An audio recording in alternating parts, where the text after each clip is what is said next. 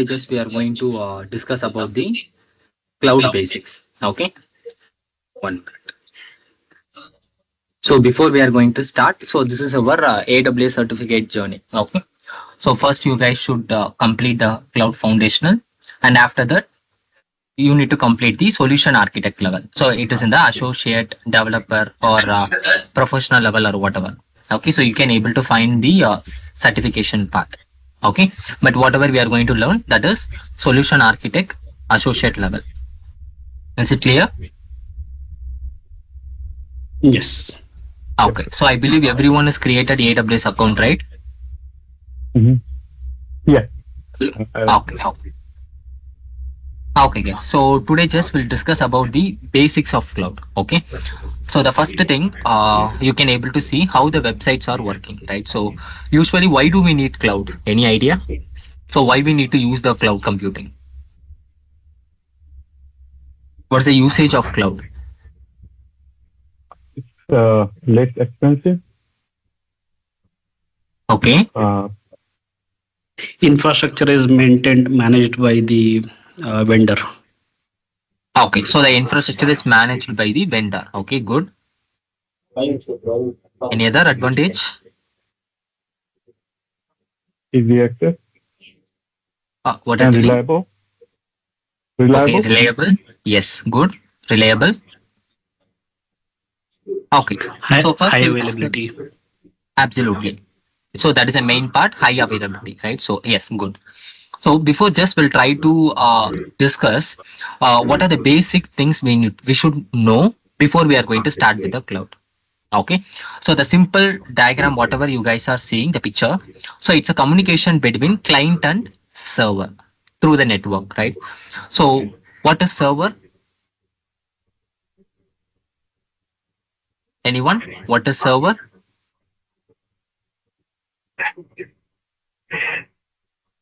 Where the actual application or data resides. Correct, absolutely. Where the application is running inside the server, right? So that is an important thing. Okay, so in the real time, so you can able to see n number of website we are seeing, right? So the company websites or any other website, right? So for example, if you take the example of HCL.com website, so definitely it's going to be running on some server, right? So it's not only for the HCL.com website. So whatever the application, website, so whatever you are taking, anyhow, this application is going to be run on one server. Okay, so that server is going to be accessible via internet. Okay, and also you can able to see if you are taking the HCL.com, just copy the domain name HCL.com, just open your terminal, CMD, just try to ping the domain, ping HCL.com. So you can able to find the server IP address, right? So it could be server IP address or load balancer IP address, whatever, but the HCL.com website is running on one server. Okay, so that server is having the public IP. Using the public IP, we can able to communicate to the server from your laptop. Is it clear? So usually it's a communication between your laptop to HCL.com website. Okay, is it clear? So it's a simple thing. The day-to-day life we are using the server to client communication or client to server communication. Okay, server means where the actual our application or our website is running. Okay, so we are accessing from our laptop. Okay, through our network. Is it clear?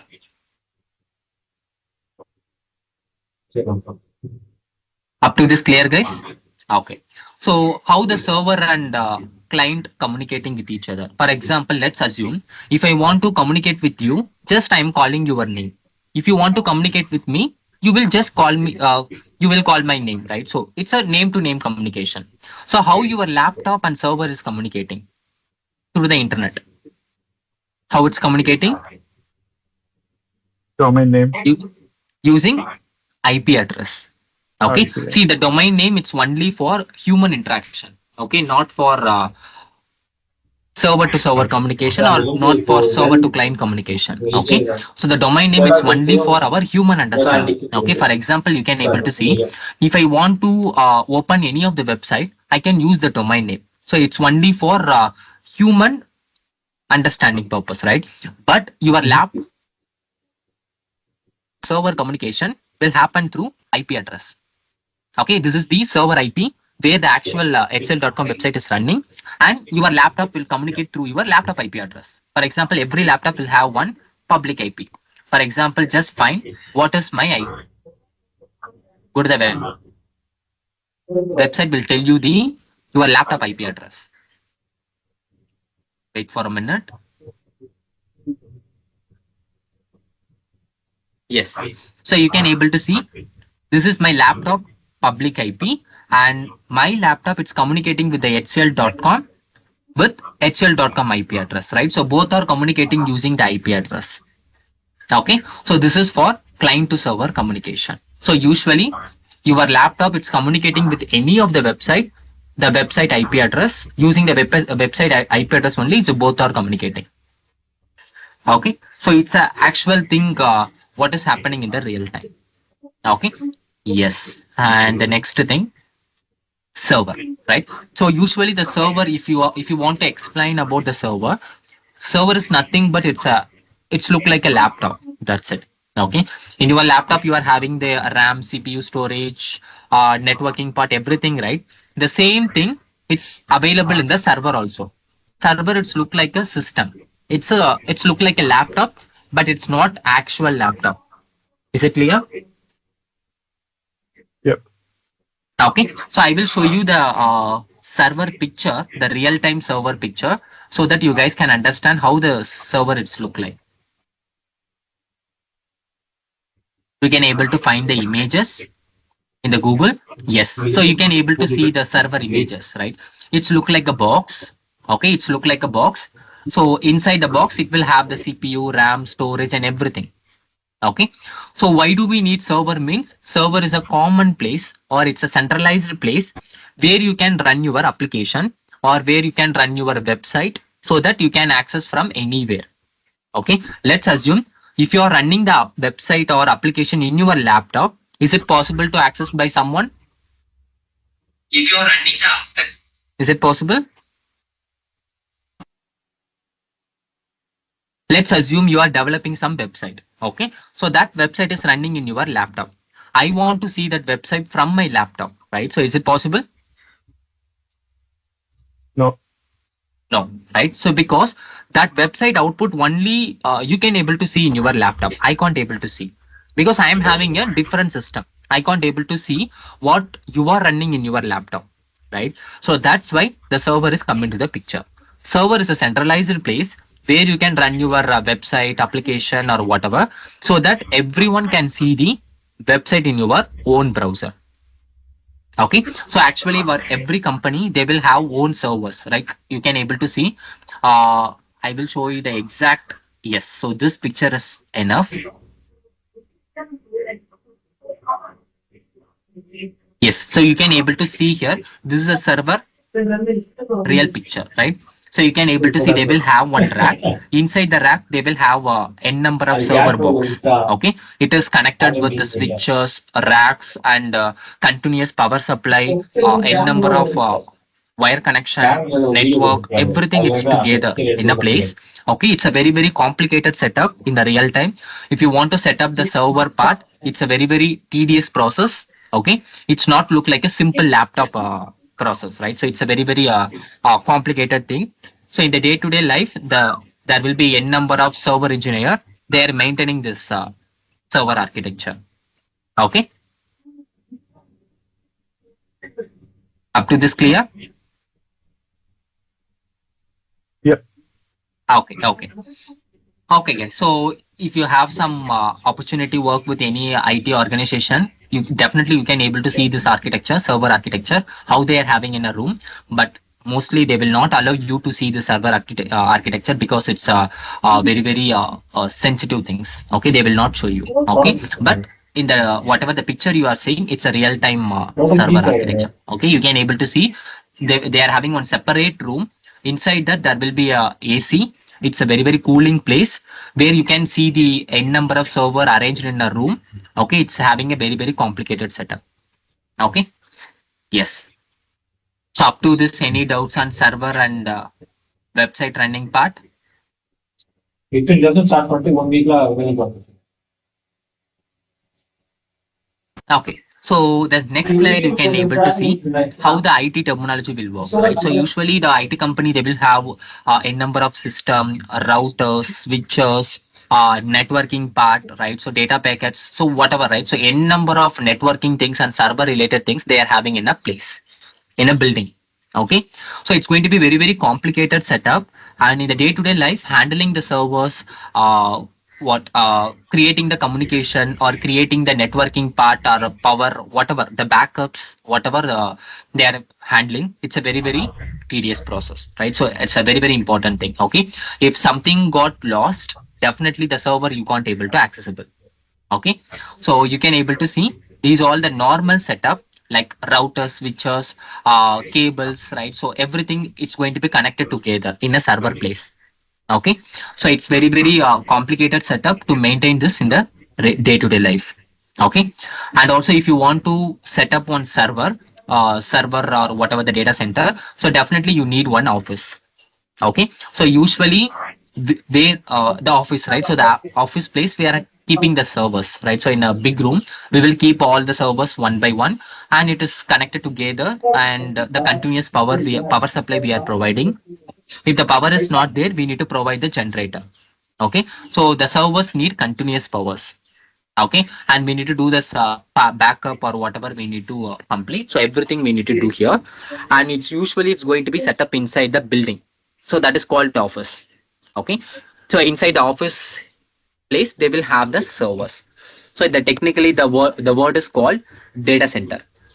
Okay, so data center means where you are keeping all the servers together, where you are having your entire data place or the entire setup. So that is called data center.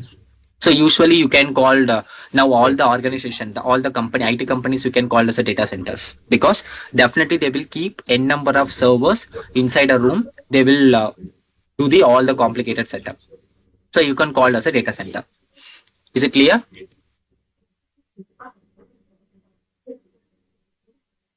Up to this clear, guys? Okay. Yes. So now anyone can explain, if you are owning your own data center, own servers, what are the issues or what are the problems you will face in the real time? What and all you need to concentrate and what and all you need to take care. First will be availability. Okay, availability, Hardware upgrade. hardware updates. Yes, good. So we need to do the periodically hardware update, security update to your servers. Good. Any other things?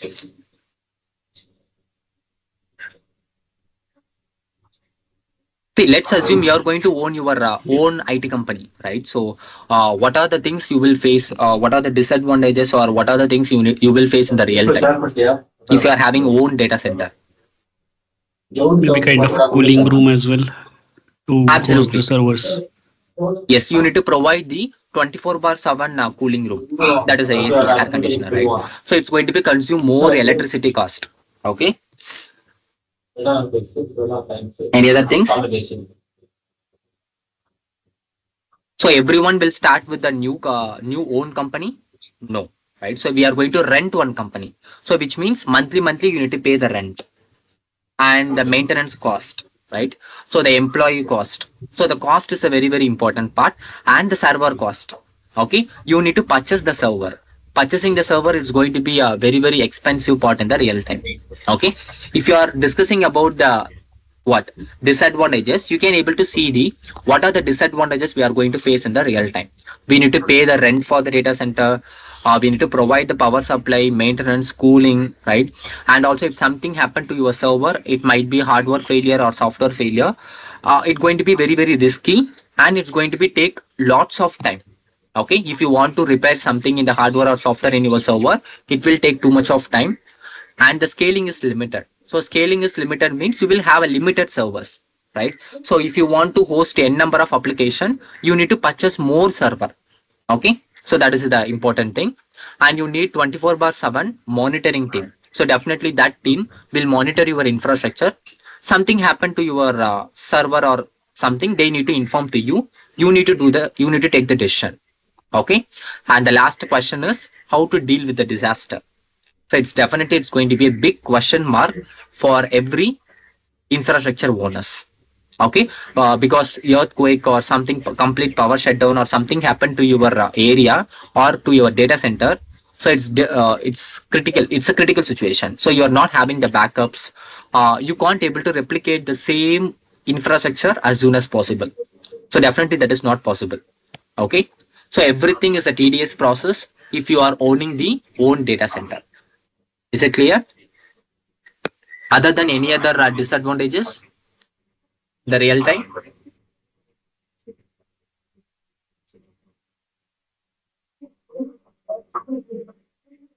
Yes, clear. Okay, okay. Okay, guys. So that is an important thing. We are discussing the basics of cloud, right? So before we are going to migrate to the cloud, so this is a real time issues we are facing in the real time. Okay. Yes. So now we'll come back to the cloud. Okay. What is cloud computing? So we are in the day-to-day life, we are telling about cloud computing, right? So actually, what is the meaning of cloud computing? Anyone?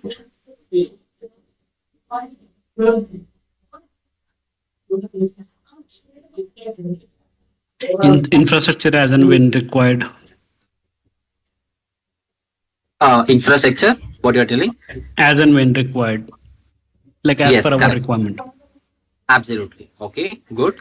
Yes. So whatever you are telling, that is correct. Okay. So infrastructure, right? So whatever infrastructure you want, okay, you can request to the cloud provider. It might be AWS, Azure, GCP, or whatever. So they will provision the services because of you, right? So you don't want to you don't want to own anything. You don't want to own the building, data center, or server, or maintenance, or cooling, or the rent, whatever, right? So you don't want to own anything, right? Because of you, the cloud provider will handle everything. Okay. For example, let's assume I want to run one application. Just give me one infrastructure. That's it. Just give me the system. So they will provide the system to you. You can run your application, right? You don't want to worry about the system maintenance, security update, or whatever, right? So everything is managed by the cloud provider. So that is called cloud computing. So whenever you want something, so it might be IT solution, right? So not might be, it is IT solution. Okay, power, database, or application, or IT resources, whatever you want, you can request to the cloud computing, the cloud provider. They will provision and they will provide to you. Okay, and the only thing is you need to pay whatever you are using. That is they are using the pay as you go model, which means 2 hours you are using means the 2 hours amount only you need to pay. Okay, but you just compare with the real time. If you are purchasing one laptop, is it possible for one? It's possible for only pay 2 hours or 3 hours. They will accept in the shop owner. No. No. Absolutely, they will not accept, right? So the only thing is you need to buy the laptop, right? So you need to buy the laptop at minimum cost of 30,000 to 40,000 or 1 lakh, whatever. You need to, once you purchase the laptop, you definitely you can't able to return the laptop, right? So you need to use the laptop. Okay, you need one initial cost, initial high cost you need, right? But in the cloud, you don't want any initial cost. Okay, you can request the cloud, I want one server, or I want one virtual server to run my application. They will provide to you, and how much hours you are using that mission or using that storage or database. So definitely that much period only you are going to pay the amount. It might be 2 hours or 3 hours or 4 hours, whatever. If you don't want, you can delete it. After that, you don't want to pay any amount. Okay, it's completely pay as you go model. Is it clear? Okay, so that is an important thing. And also you don't want to wait for too much of time. So they will provision whatever you ask within 2 to 3 minutes. Maximum 2 minutes or 1 minute is enough. They will provide the service to you, whatever you requested. Okay, it might be database or mission or whatever. Okay, up to this, any doubts? No.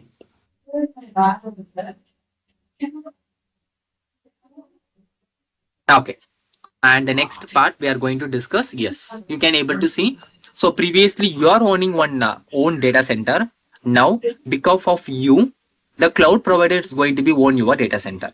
Okay, you are not going to responsible for paying the rent, paying the salary for the employees, or paying the salary for system engineers or network engineers. Nothing, right? So you are not going to pay anything, right?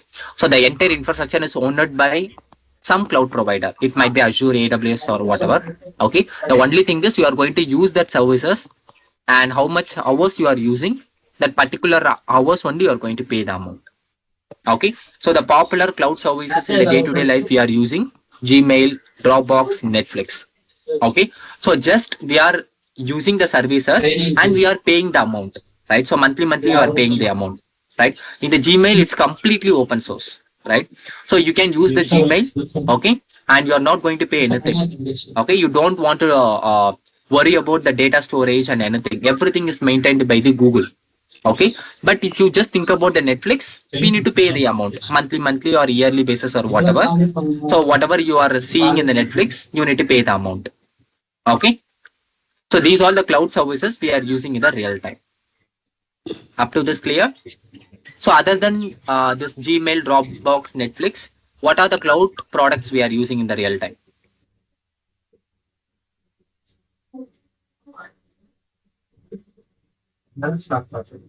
Anyone? Other than Gmail, Dropbox, Netflix, what are the other cloud products we are using in the real time? Microsoft 365. Correct? Spotify. Outlook 360. Absolutely good. Any other? See, in a mobile phone, you are all are using your cloud product only, right? YouTube, Twitter, or Facebook. These all apps are cloud managed apps. We are not going to manage anything. Just we are installing the app. We are using the app. That's it. Okay. We are not going to pay anything. Just we are using the apps, but based on some of the apps we are paying, right? So if you want to use some enterprise level, like if you take the Outlook or SharePoint or something, that is cloud managed product, you need to pay some amount. Okay, but whatever you are using, based on that you are paying the amount. Okay, you are not worry about the product what defect or nothing, right? So because nowadays all are very useful things. Okay. Okay, so now we'll go to the next slide. Yes, what are the types of cloud we are having in the real time? Okay, so usually in the real time we are having the three types of cloud: private cloud, public cloud, hybrid cloud. Okay, so what is public cloud? Any idea? So in the public cloud example, they are telling Azure, Google, AWS. Anyone? What could be the reason it is called as a public cloud? It is hosted on the some other like with some other vendor. Okay, if you are taking the private cloud, so they are telling like Rackspace, right? Red Hat, right? So and Oracle, right? So these all are all called as a private cloud. But anyhow, these all the clouds it's managed by the third party vendor only, right? Okay. So what could be the reason? So this Azure, AWS, and everything is in a public internet. You can access with any internet. Okay. Yes, correct. Right. So see, whatever you are seeing the public and private cloud, the difference is mainly thing is the accessibility. Okay. So the accessibility is the important between the private and public cloud. So if you go with the public cloud, you don't want to depend on anyone. If you have a debit card or credit card, you can open the account. It might be Azure account or AWS account or whatever. You can open the account. You can create the resources. You can create the services. It might be virtual machine, database, or storage, or whatever you want. You can use, and you can share the resources to others as well. Okay, for example, assume like you have a colleagues or you are having some friends or whoever. Okay, if you go with the public cloud, you can able to create the resources, you can share it with the others as well. Okay, so that's why that is called as a public, but there will be a restriction as well. Okay, you can able to restrict, okay, who and all needs to access your resources. Okay, so that is a complete ownership you are having in the public cloud. Okay, so that is an important thing. So it is called public cloud only, but don't assume entirely public. Okay, so if it is a public also, you are having the entire control. You can able to restrict who and all needs to access, who and all don't want to access your resources. Okay, and that is called public. So if you just go with the private, so private cloud means it's similar to public. Okay, so in the private cloud also you can able to purchase the database, storage, missions, whatever you want you can purchase, right? But it's having more security and more restrictions. It's not look like a public cloud. You can share it to anyone. They can access from anywhere. Not like that. Okay. So the private cloud, it's a kind of commitment between the two networks. Okay. Let's assume in my organization, we are purchasing the servers database from private cloud. Okay. So it's a commitment between my company to that private cloud. So which means if I'm out of my company, for example, I'm having in my own network, I can't able to access that server database or whatever we bought from the private, right? So it's only accessible within that office network. Okay, and also you can able to see if definitely you are working in an IT company, right? So some of the resources you can only accessible within the office network. If you come out from the office network, you can't able to access because it's restricted between your company network, not from the other networks. Is it clear? Up to this clear, guys? Yes. And the main key point you can able to see, not exposed to the public. So which means it's a commitment between two network. One is your office network and another one is your third party company network. So whoever is providing that server, a database storage, that is a rack space they are telling. Okay, it's a communication between the only two network. There is no other network can't able to communicate here. Okay, that is it might be your home network or it might be other company network, nothing. So other network can't able to use your services. It might be database or whatever. Okay, up to this clear. So that's why they are telling it's a very security thing. Okay, it's having more security because these resources only accessible within the office network. Is it clear? The difference now you guys got it, public and private.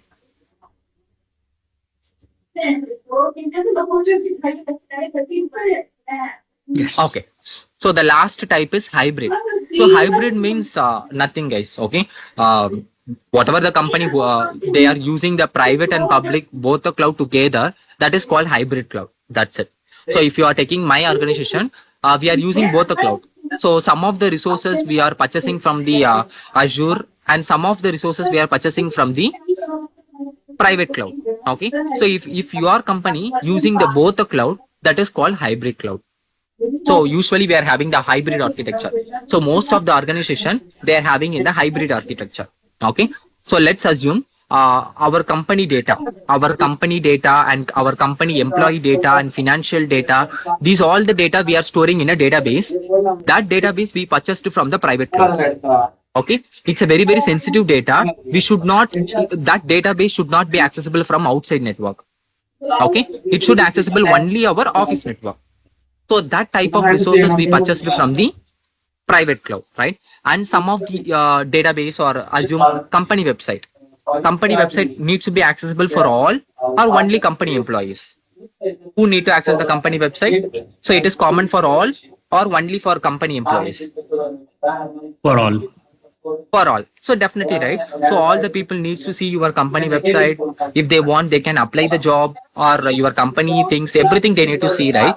So that type of website we are running in the Azure because it needs to be accessible for all the worldwide. So definitely I need to run in the public cloud only.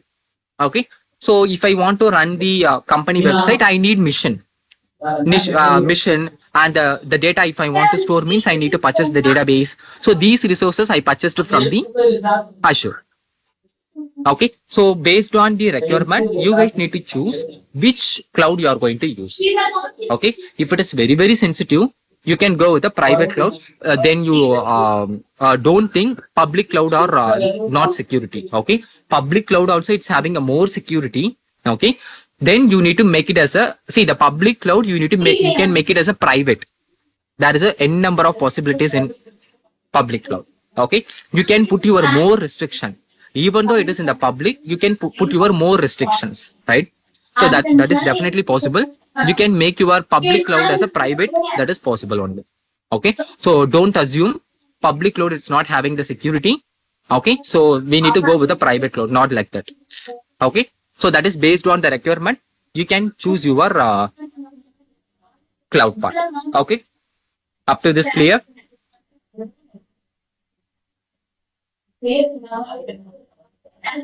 Okay.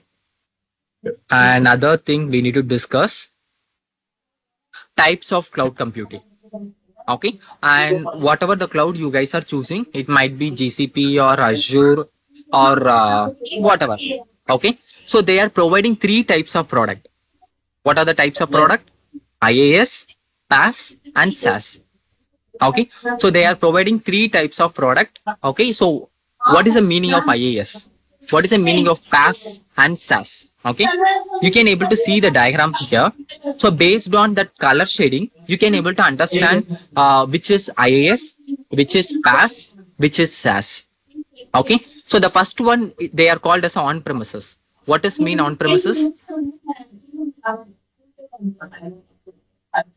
Everything is at the company. Yes, everything is owned by you. That is called on-prem. Okay, if you are taking the server, you are the entire responsibility having for that server, right? So you are owning that server. So which means the data part, the software, whatever you want to install, the networking part, storage, everything you are only responsible. Okay, so that's why that is called as on-premises, entirely managed by you, the blue color. Okay, but the other things, IaaS, PaaS, and SaaS, that is provided by cloud product. These all are cloud product. You can able to see what and all we need to manage, what and all cloud can manage. Okay, so the first one is IaaS. IaaS means infrastructure as a service. So this is 50% we need to manage, 50% they will manage. Okay, so what are the things they will manage? For example, provisioning the storage, creating the network, providing the server, virtualization. So this 5 part or the 4 part that is managed by cloud. Okay, you don't want to worry about the server, storage, networking, because this is a basic things managed by cloud. Okay, then what are the things we need to manage? OS and the runtime. So runtime means usually you guys will install some software, right, inside the machine. It might be Java or Python or whatever. Okay, you will install some runtime. So that is a runtime you only need to install, and the data and the application. So these things you guys need to manage. AWS will not responsible. Is it clear? So if OS related things means it's a OS update. Okay, so in your Windows laptop you will get some update, right? Same thing, whatever the machine you are purchasing from the AWS, you will get some OS update. If you want, you can do the updates. Okay, so this 5 parts maintained by us. Is it clear?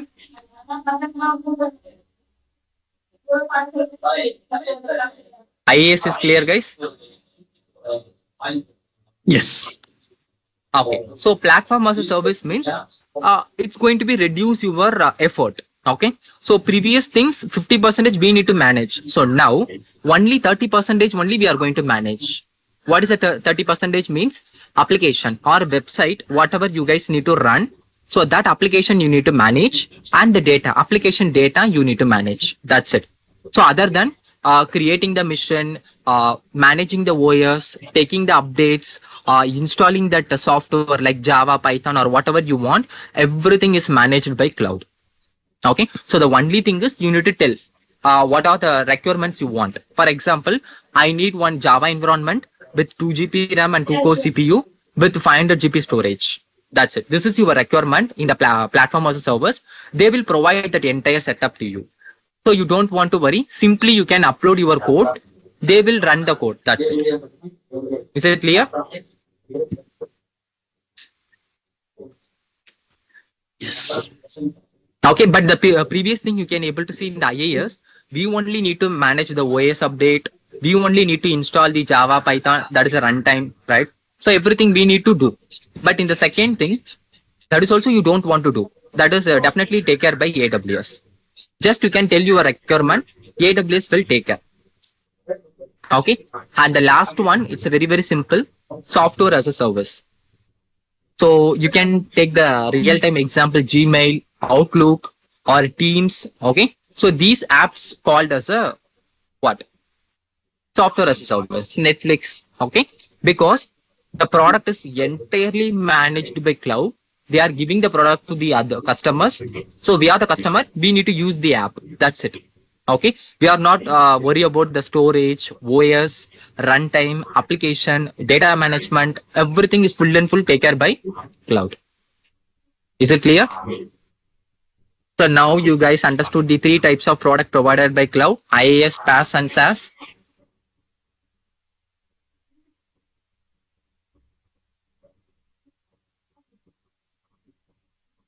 So you can able to see the examples. Okay. If you guys go with the infrastructure as a service, the product is EC2 mission. Okay. Amazon mission. That is an example. Platform as a service, they are telling as a Elastic Beanstalk. Okay. And the software as a service, they are telling like normal Gmail, Zoom, Dropbox. These are cloud provider apps. That's it. Is it clear?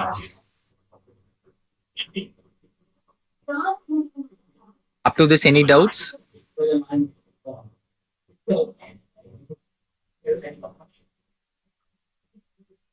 Okay.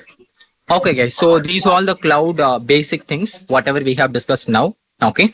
So what we need to understand before we are going to migrate to the cloud, what are the disadvantages we are facing before migrating to the cloud, and what is cloud computing, what are the types of cloud is available, right?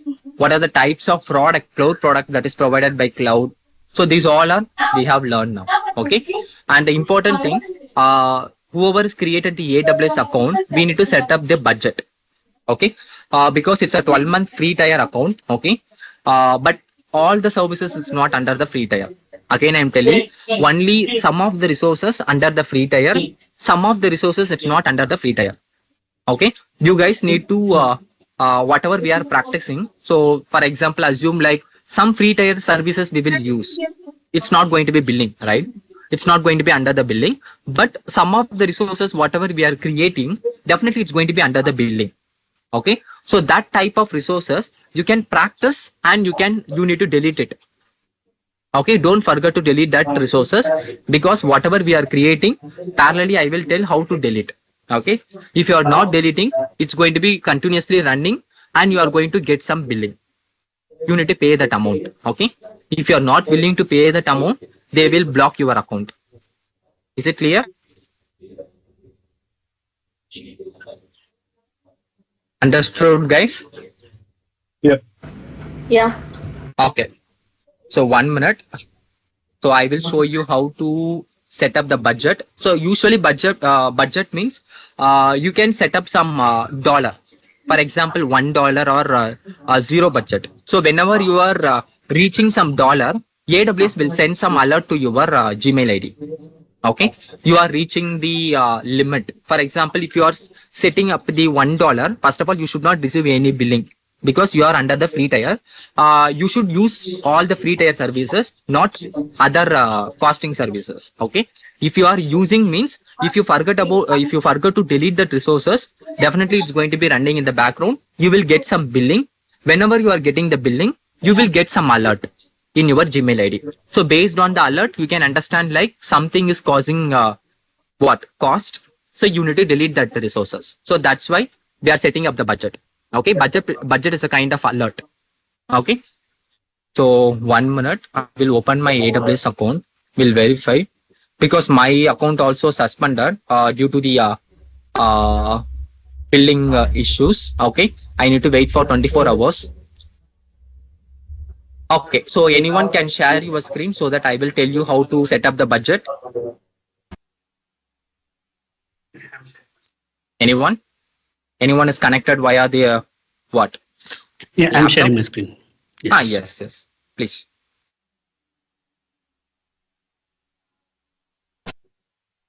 Okay. Yes. So the right hand side, you can able to see your profile, right? Your name. Yes. So here, just go to the billing and cost management.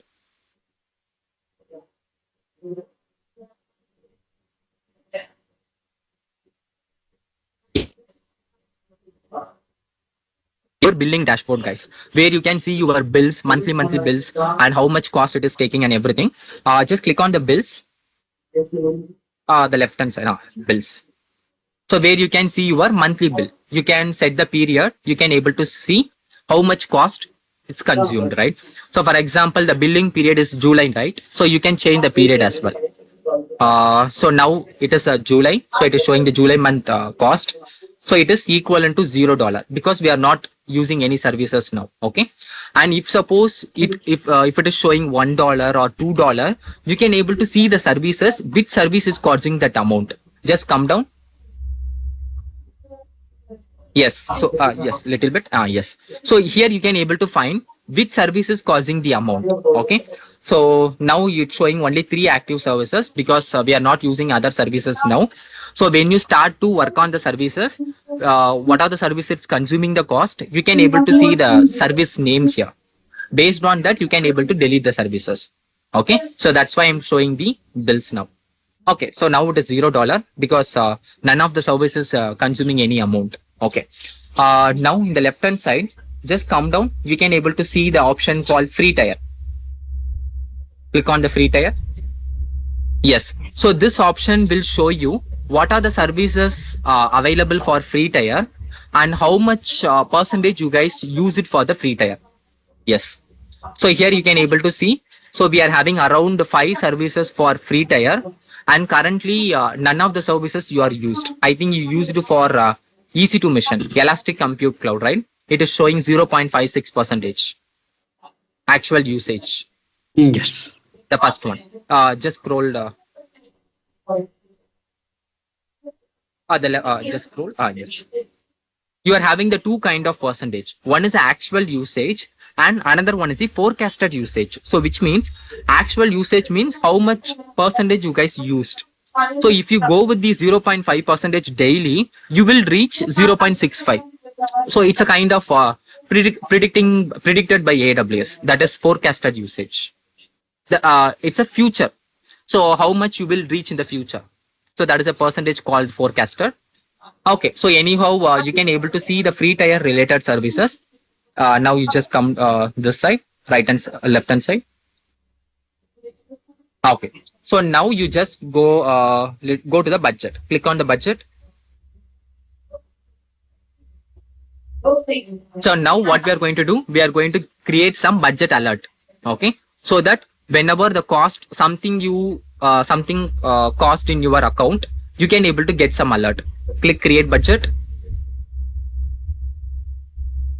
Okay, so you are having the template, right? So you are having 4 types of template. One is zero spend budget, monthly budget, and savings budget, and the utilization budget. Okay, we don't want to learn all the budget now.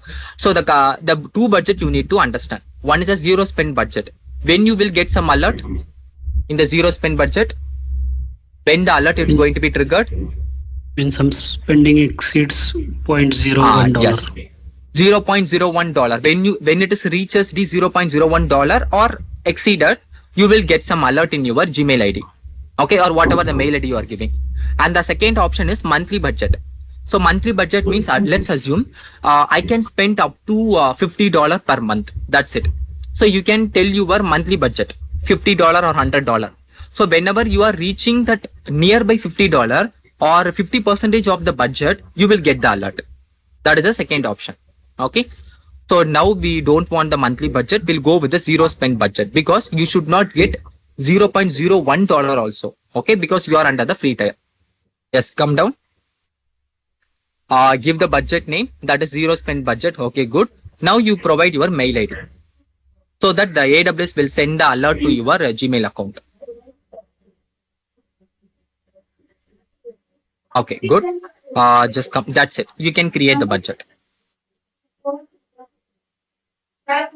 Okay, guys. So now the threshold is okay because you are not reaching any, you are not consuming any cost. Okay. Whenever we are using the services, definitely we will get some amount. Okay.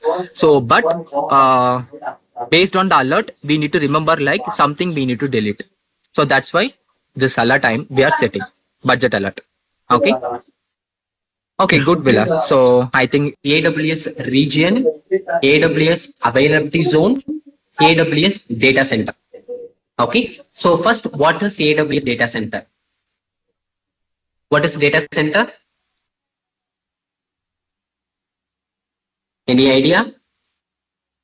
Where the servers are hosted. So where they will keep the servers, right? So for example, the previous class we have discussed about the servers. 1 minute, I will show you the pictures.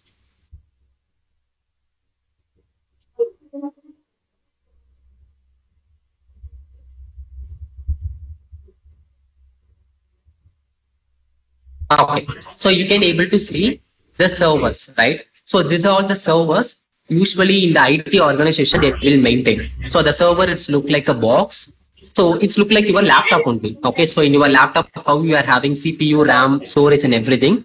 Same way the server also will have the storage, CPU, RAM and everything. Okay, so usually in the IT organization they will purchase the server. They will keep it in a room. Okay, so you can able to see they will arrange the servers in a room. I think I have showed right the servers picture. So exactly the servers are in the real time. They will keep it in a room. So it's going to be have the we need to provide the continuous power. We need to provide the maintenance, right? So everything we need to provide to the servers. Okay. So in the real time in the IT organization, we are having a separate room for the servers. Okay. So where you are having the servers, that place or the building is called data center. Is it clear? The data center is clear. So where you are keeping the servers, that building, the entire building is called data center. Okay. Is it clear? Guys, just unmute and tell me some answers. Is it clear? Yes, sir. Yes, Rajesh. Okay, okay, sure. Okay, so in the AWS, so what they will do, they will have one big land. Okay, they will have one big land. So in that land, they will build one IT company. So it's look like an IT organization. So inside the IT organization, they will have any number of server, electricity, generator, power supply, AC rooms, any number of IT support engineers, server engineer, network engineer. So they will have any number of engineers in place. So they will maintain the servers and everything. Okay. So I will show you one AWS data center so that you guys can see the data center picture.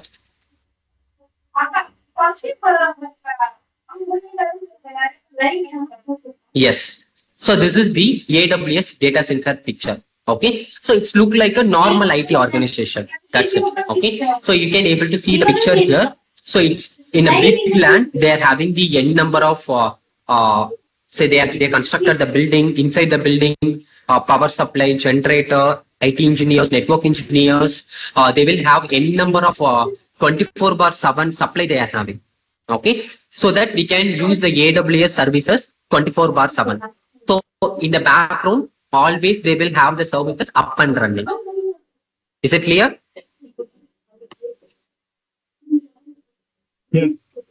Okay, so that data center they are keeping in multiple places. Okay, so that multiple places is called availability zone. Okay, so what is the meaning availability zone here? So usually that data center is going to be maintained in multiple places in India. Okay, so if you are taking the India, so AWS they are having the data center in Mumbai. In India, they are where they are keeping the data center, Mumbai. Okay, in Mumbai they are not having only one data center. They are having multiple data centers in Mumbai. For example, 1, 2, and 3. Okay, so you can call it as the first one data center A, data center B, data center C. So they are having 3 data center in Mumbai region. So this 3 data center is physically separated by, it's physically separated. There is no connection between one building to another building. There is no connection. It is physically separated. Is it clear?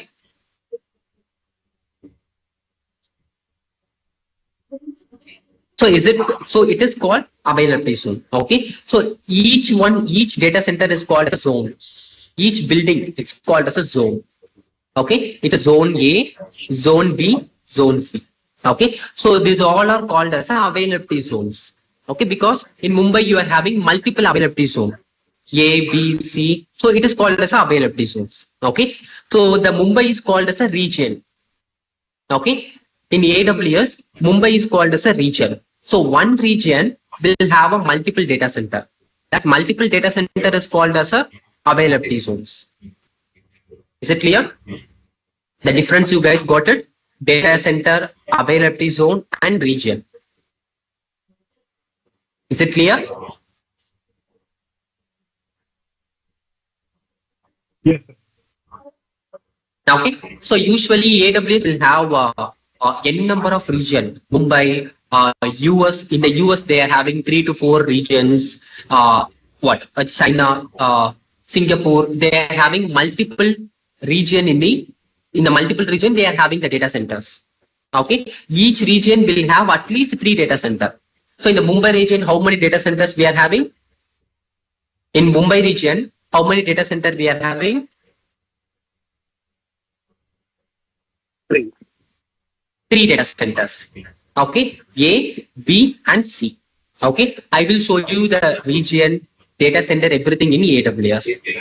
Okay, so this clear? Region, data center, and availability zones.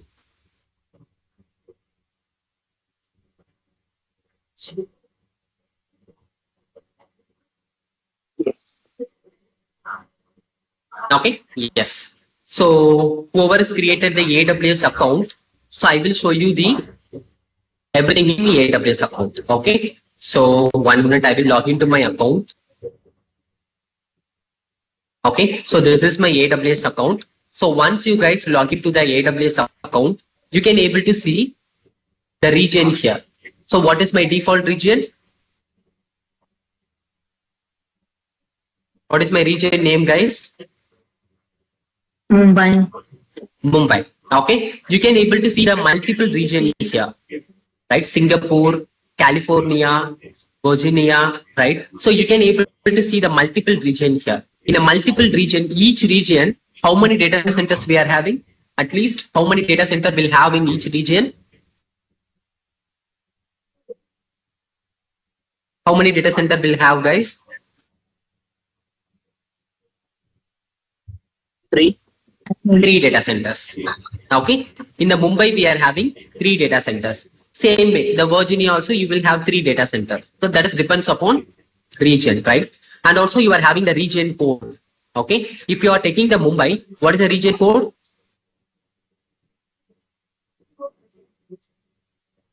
AP South 1. AP South 1. Okay. If you go with the other regions, Singapore or Sydney, the region code will vary. Okay. AP Southeast 1, AP Southeast 2. Okay. So the region code will vary based on the region. Okay. But based on the region, so the region code only it's going to be give it to the data centers. So for example, the Mumbai region is having what is the code? AP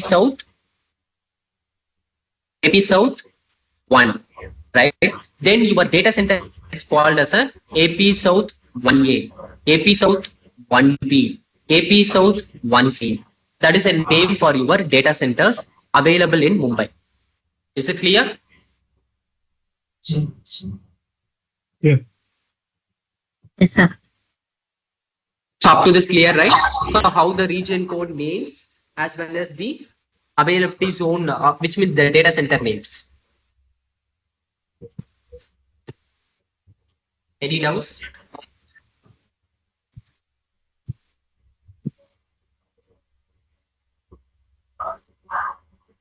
No, sir. 1 minute, I will put charger.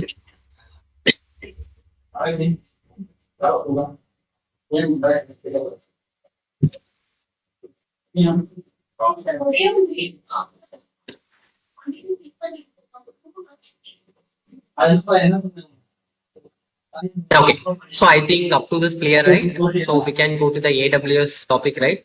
So the first service we are going to learn in AWS, that is called as a IAM. What is the service name?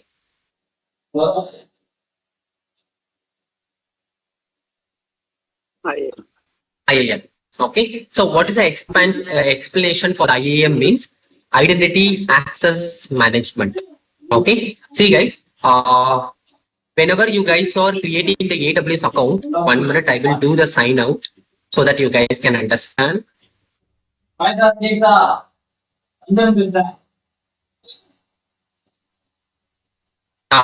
So usually how you guys will create a AWS account, you will go to the AWS console login or AWS free tier account. So this is how you will create the account, right?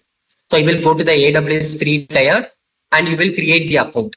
Get started for free today. So you will go to this link and you guys can created the AWS account, right? So you can just click on the create account. You created the account. Okay. So while creating the account, you will get some username and password. You are giving the email ID and password while creating the account. Okay. So that account credential is admin credential. Okay. So if the credentials if you are sharing these credentials to someone, so they can create all the services in your account, even though they can destroy your account because it's an admin account. Okay. So you should not share your credentials to anyone. Is it clear? Is it clear, guys? Okay. So your admin credential needs to be kept securely because you should not share your admin credential.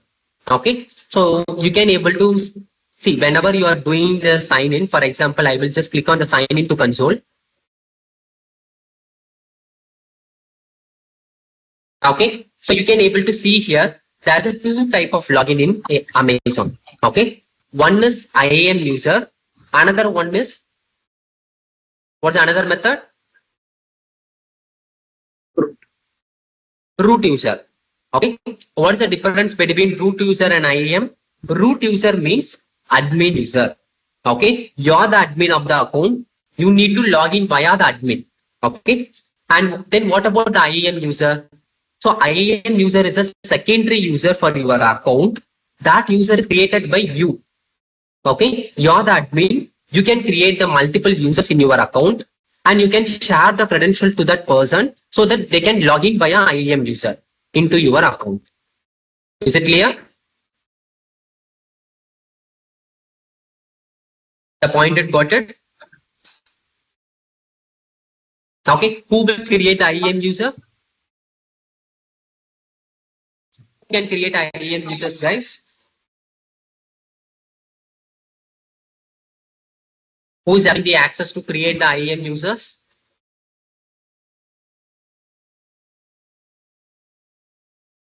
Anyone? Rajesh, could you explain one more time?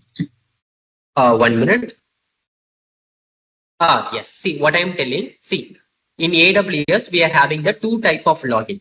Okay. Sorry. 1 minute. Yes. So one is IAM user, and another one is root user. So root user means admin user. Okay. So when you are creating the AWS account, you will have the credential or some mail ID and password. Okay. It's an admin credential. So you can able to log in via root user. So IAM user means, so you can create a multiple dummy users or you can create a multiple users for your account. Let's assume in your organization, you are having 5 employees. Okay. One employee created the AWS account. Then you need to log in via, which one you need to use for login? IAM or root user? Root user. Root user, because he is the admin. Okay. So once he's logged into the AWS account, he need to provide the access to the other colleagues. So for example, remaining 4 members we are having. Let's assume we are having Alice, Bob, Google, some 4 members we are having. Okay. That 4 person wants to access your AWS account. Then can you share your IAM user credential? Sorry, Is it possible to share your root credential to that 4 persons? Is it okay? Can. Yeah, can. We can, if we want to, we can share the information. No, I'm talking about root user credential. Can you share your root user credential to that 4 persons? Is it good practice? Sharing your admin credential to others? No, it's not. No, right? So that's why what we're going to do as an admin, you need to create the IAM users. Let's assume you are having 4 members. Then you need to create 4 users in your AWS account called as Alice, Bob, Gokul, Saravanan. So you can call whatever name you want. You can create the users in AWS. That credentials you need to share to the particular person. So they need to log in via which login they need to use? IAM or root? IAM. IAM. Okay. And also they can't log in via the root user because they are not admin. So definitely they can't log in via the root user. They need to log in via IAM users only. Is it clear? So now you guys understood the IAM and root user.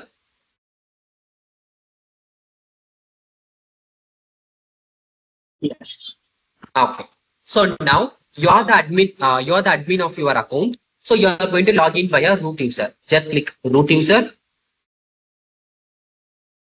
So provide your mail ID. So which mail ID you guys used for creating the AWS account? Okay. Just click your account, your mail ID, and give your password. Okay. For my account, I have enabled the MFA. Okay. So you don't want to worry. I will show you how to set up the MFA. So 1 minute. I need to enter the OTP.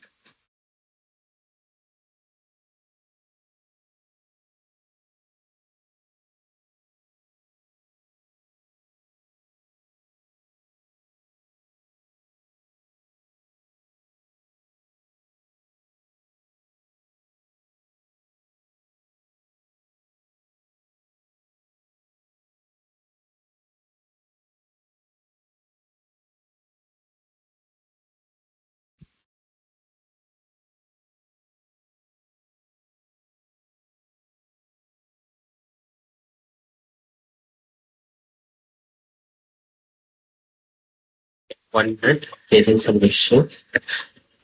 1 minute, guys.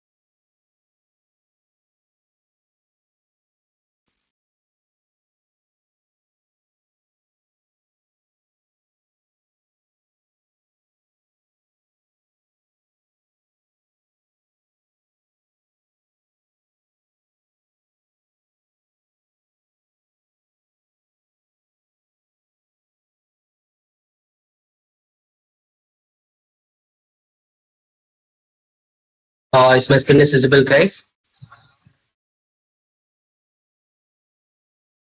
Yes. Okay. So now I have logged into my AWS account. Okay. So now I am in which region? Currently, I am in which region in my AWS account I am using? Mumbai. What's the region name?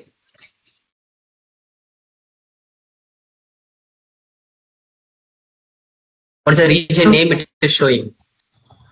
Europe. Europe. Okay. Shall we use Europe region? Is it okay?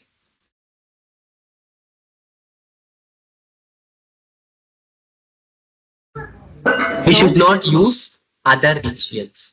It is not good practice. Okay. See, we are in India. Always we need to use India related region. Okay. You should not use Europe, US, California. You should not use the other regions. Okay, and also the cost also will vary. Okay, if you guys are purchasing some service in AWS, the cost in India it might be $5, right? But if you compare with the US, in US it's going to be $10.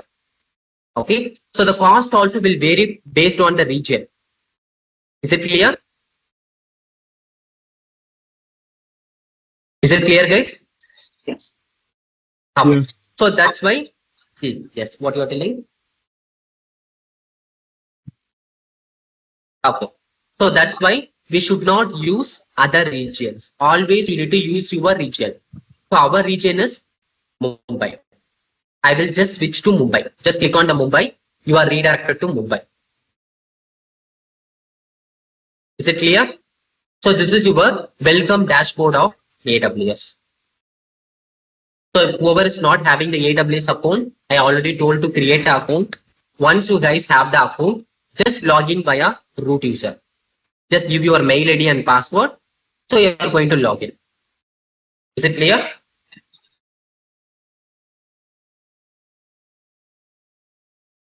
Okay. So what is our first service we are going to learn now? What is the service name? IAM. IAM. Okay. So in the search bar, just search IAM. Okay. So IAM is mainly for creating the secondary users for your account. You can provide the access to the third person. So that third person can be able to use your account. Okay. So they can work with your account. They can create the servers. They can modify the servers. So whatever they want, they can do with your account. Okay. And also that is restricted by your permission. Okay. So whatever the user you are creating, you need to provide the permission to that person. So for example, this person can able to use this service. This person can able to create the service, but the person doesn't have the delete access. So like this, you can able to provide the permission to that persons. Okay. So just click the IAM.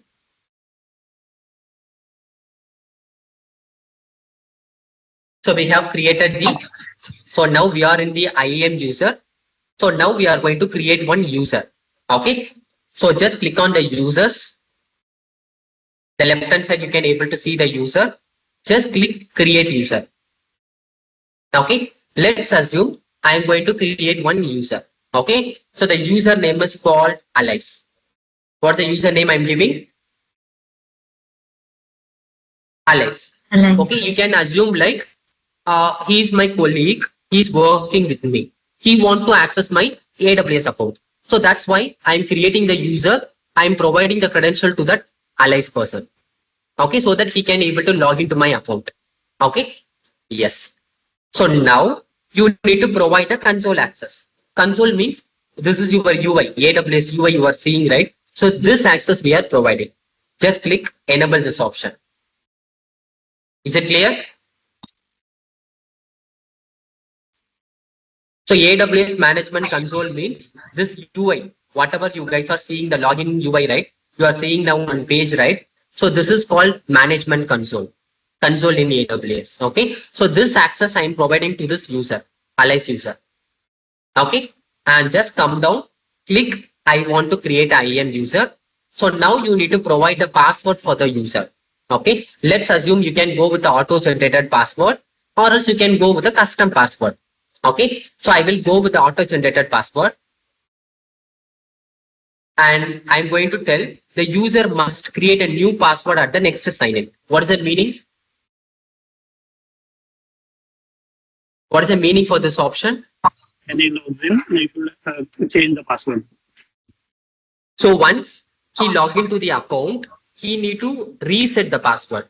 He should not use the same password, whatever you are providing. Okay. So that is the option. This one, it is recommended. You can able to enable. Okay. So now just click next. Okay. So now what we need to do, we need to provide the permission. Okay. So currently assume I'm not going to provide any permission. Just click next and just click create user. The user is created successfully. What's the username?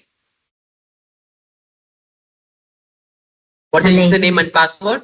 Username is Alice. The password you can able to copy from here. Okay. So now what I will do, I am going to log in as a alias user. Open the incognito, Control Shift N. Okay, open the private window. Okay, so now you just try to log in as a alias. AWS console login. So now let's assume I am the alias user. I am going to log into my account. Okay. AWS Management Console. Just click sign in. So now you guys tell alias user which option he need to prefer for login, IAM or root user. Alias user should log in via which method? IAM. IAM.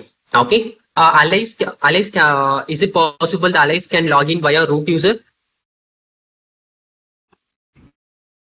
No, only admin. Yes. So alias is not admin of your account. Alias is a secondary user. So that is created by admin, right? So that person can log in via IAM user. That's it. Okay. He can't able to log in via the root user. Okay. Only the admin person can able to log in via the root user. Okay. So now give the account ID. So the account ID usually you can able to get from your profile. Okay. You need to share this account ID to alias. Okay. Then only the alias can able to log in your account. Okay. He can able to log in into your account. Just share this account ID to alias. So now the alias is going to give the account ID. What is the username? Alias. And the password, you need to share the password. So you are the admin created the alias user, right? You need to share this password to alias. Now the alias need to use this password for login. Just click sign in. Okay. So why it is asking to reset my password? So why the alias is getting this form? We selected that option to change the password. Yes. So while creating the alias user, we have enabled this option. Password reset option we have enabled. So that's why alias user is getting password reset option. Okay. So now the alias needs to give the old password and he need to go with the new password.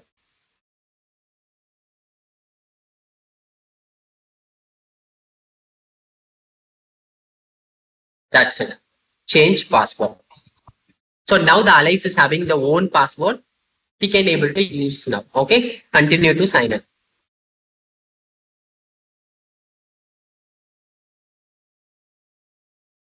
Okay. So now I have logged into the AWS account via alias user. The profile you can able to see the username is alias. He is a IAM user. Okay. But can you tell is the alias user is having any access on your AWS account? Is having any access? We did not The give admin- any permission. Yes. Is the admin user, so you are the admin user. Did you provided any access to alias while creating the alias user? No. Any access we have assigned to alias? No.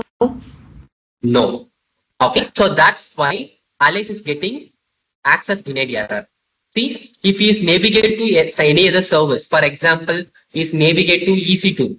It's one of the AWS service. If he is trying to go to the EC2 service, is trying to access that service, you can able to see the error. For example, just click the instances, we'll see. Yes. So in n number of places, you are getting error. So these all are access denied error because he is not having the proper permission. So that's why he is unable to access your account. Up to this clear? Yes. Okay. So now what we need to do, if the allies want to access your AWS particular service, what admin user needs to do?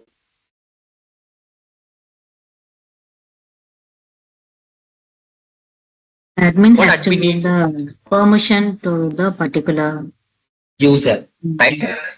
So definitely the admin user needs to provide the permission to the particular user. 1 minute.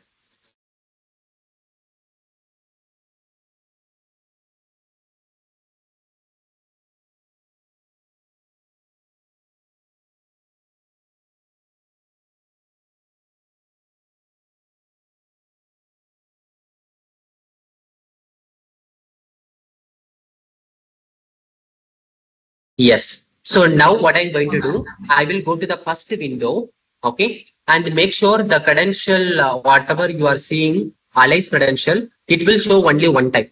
Again, you can't able to see the Alice credential.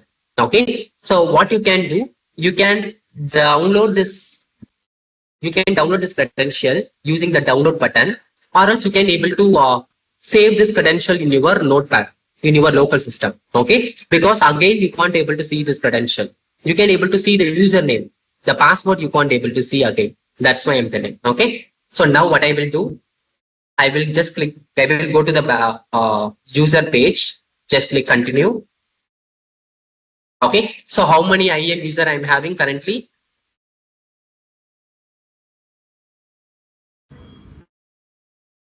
Currently, how many IAM user I'm having? Two. Two users. Only one. Okay. Two users, right? So now I will go to the allies user. Okay. I'm going to provide the permission to the allies user. Okay. How you can provide the permission? Just come down. You are having the permission tab. Okay. Just click add permission. Add permission. Okay. So now you can able to go to the third option. Attach policy. Policy means permission. Okay. Attach permission directly. Okay. So it's one of the option to provide the permission. Okay. So now, so which permission you want to attach to the allies user? So allies user, which service he is trying to access? Did you guys noticed? Allies user, which service it's trying to access? He is trying to access one service, right? Yes. The service name is called EC2, right? So now you need to provide the EC2 access. Just type EC2. Okay. You can provide EC2 full access or EC2 reader access, whatever. So I'm going to provide EC2 full access. Or else we'll try to give read access. Okay. We'll see whether it is working or not. I'm giving EC2 reader access. Just click next. Add permission. Okay. So now the allies user is having which permission? E2C Read only. EC2 reader access, right? And anyone can tell, he can able to delete any EC2 mission or he can able to edit anything. No, it's In only the EC2? readable option. Only he can able to Read, access that, read. but edit, no, don't have any access for the edit or anything to change. Absolutely, right? So now I have login as allies user. You can able to see. So now 1 minute, I will change the region. He is in Europe, so we'll change it to Mumbai. So make sure you are in the correct region. Okay. So now what I will do, I will go to the instance. The left hand side, you can able to see the instance. Already I'm having some missions. Okay. You don't want to worry about it. How to create the mission and everything. I will guide you. So now you currently understand the IAM user permission. That is enough. Okay. So now the user is trying to on this mission. The allies user is trying to start this mission. Will it work?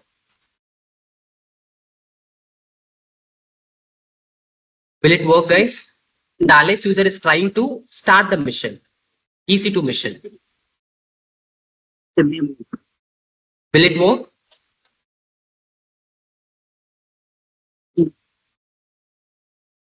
No. Okay. If the allies user is trying to delete the mission, will it work? No. No. Right. So because he is having only reader access, right? You can able to just click on the delete button. Just click delete.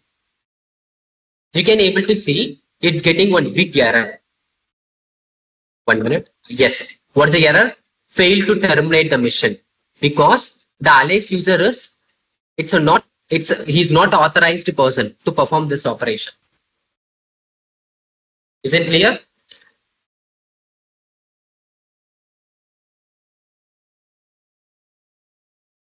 Is it clear, guys? Yeah. Okay, but he can able to see the machines. What are the machines available here? The machine details.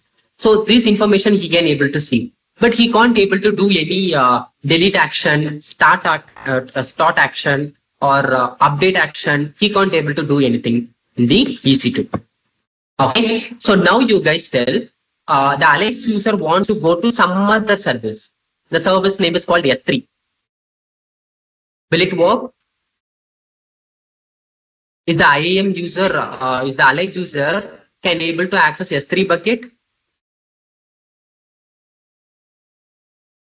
Anyone? No, he can't able to access, right? He is not having the S3 bucket access. If he is trying to see any bucket, he will get error. Okay, because he is having only EC2 machine reader access. Up to this clear? Yes, Rajesh, clear. Yeah. Okay, so now what I will do, just I will go to the admin user login. So up to this clear, creating the IAM user, providing the permission to that user. Is it clear? Is it visible? Yes. Okay, so the previous class we have discussed about the IAM. In the IAM, we have seen how to create the user and how to assign the permission to the user, right? So today we are going to see same IAM service only, and the remaining things we are going to see. What is groups, what is policy, right? So just let's assume the IAM user forget the password. So how you will reset the password? Okay, so these things we are going to see. We are going to see today. Okay. So we'll go to the IAM. Just click on IAM.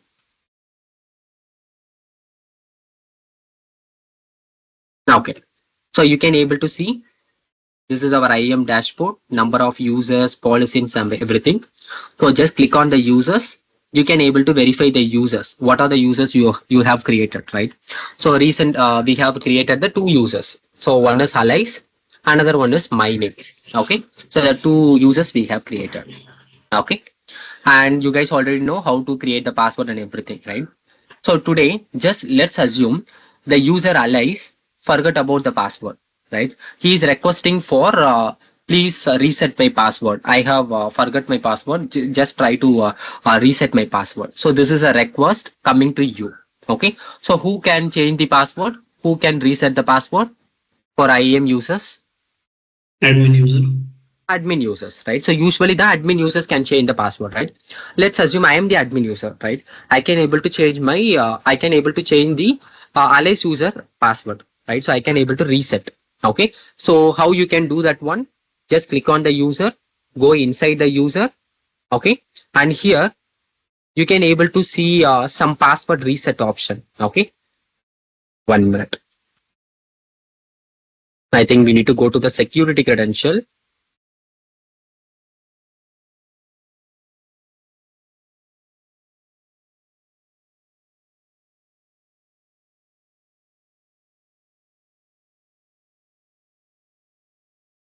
Manage console access. Yes, so here we can able to reset the password, right? What is the option? Go to the security credential. So here you can able to see the console password. So you can able to just click on the manage console access. Okay, so here you are having the access to reset the password. Okay, just choose the second option, reset password. And again I'm telling you are the admin user, but you can't able to see the Alice password. Okay, so the password only one time you can able to see when you are creating the user. Okay, otherwise again you can't able to see the password in AWS. It's a security thing, so AWS will not show the other password to you, even though you are the admin. Okay, so but you can able to reset the password. Okay, so just click on the button reset password, and again there is a 2 option. So you can just leave it for auto generated password, or else you can provide your custom password. Is it clear? Okay, so Yes. the method, which one you are going to choose, auto generated or custom password? Custom password means you can give your own password. Okay, and just click reset. So if you are clicking the click on the reset button, So the password is going to be successfully reset. Okay. And that password you can share to the your IAM user, that is allies user. Is it clear? So IAM user does not have option to reset his own password if he forgets it. See, usually the IAM user can able to reset the password the first time, right? So yes, there is a option to reset the password as well. I will show you. Okay. Because in the IAM security we are going to see. So in that security we will show how to reset the password, not reset password, how the IAM user can reset the password. Okay. So this is the normal way. So but that will be like only when he knows his old password, right? Correct. If he forgets, then can he not? Usually, in the organization there is a two options. Okay. So the one thing is when you lose the password or when you forget the password, right? So the admin user can able to reset. That is a one option. And the second option is to changing the password, we are going to set some condition. So that condition we are going to see in our IAM security part. Okay. Okay. Yes, up to this clear, right? Resetting the password for IAM user. Yes. Okay. And the next thing we are going to see in IAM, that is groups. So anyone can guess why do we need groups? Any idea?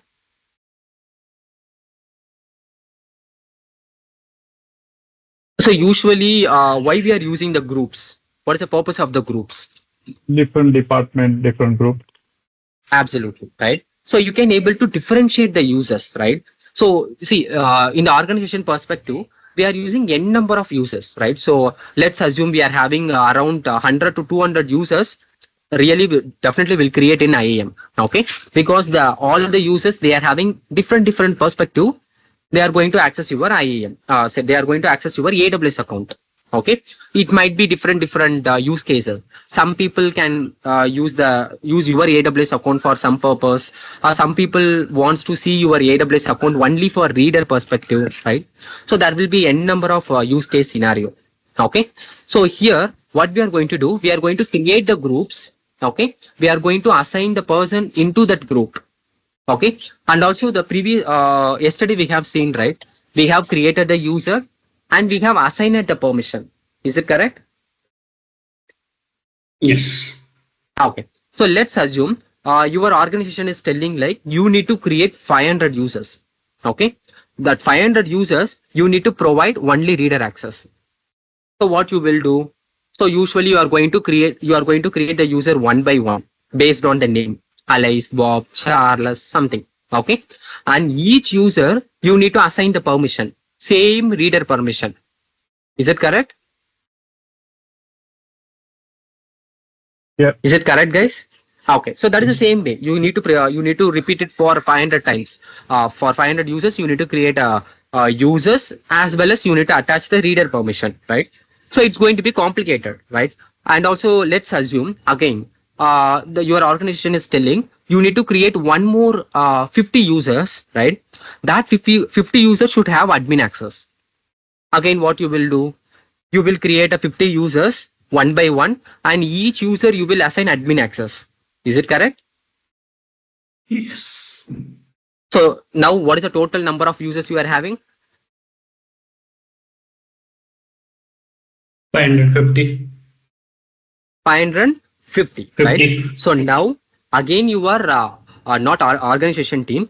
There will be an audit team in our organization. Audit team. Okay. They are coming and asking you, what are the users having admin access? Just give me the list. So in that time, what you will do? So usually you just think about you are not having the list. Okay. You have lose the list. So now you need to take the list who and all having admin access. So what you will do? How you will find out what are the persons having admin access? What are the persons having reader access?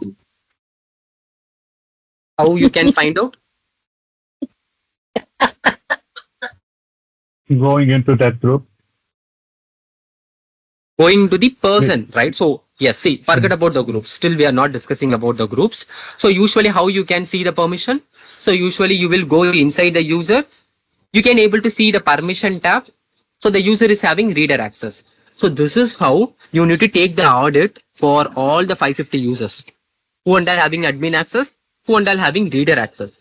So it's going to be very, very difficult and complicated to manage the users in IAM. So that's why we are going to create the groups. Okay. So usually the group, it's going to be, it's going to reduce the management. Okay. It's going to be reduce your activities using the groups. So usually what we'll do, in the real time, we are going to create the groups based on the department or based on the access or whatever. Let's assume I'm going to create an admin group. I'm going to create a reader group. I'm going to create the developer group. Okay. So I will show you one example so that you can understand. Okay. So let's create one group. Just click create group. I will give the group name as called admin. Okay. And while creating the group, you can add the members. If you want, you can add the members, or else after creating the group also, you can add the members. Okay. And now the very, very important thing here, while creating the group, admin group means what is the meaning here? The group will have which permission?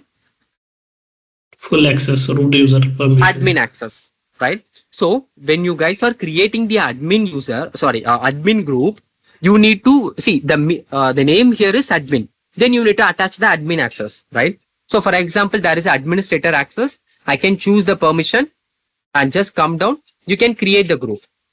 So now you guys tell the group is having which permission? Admin access, right? So now what you can do, you can simply create the users. You don't want to provide any permissions. Okay.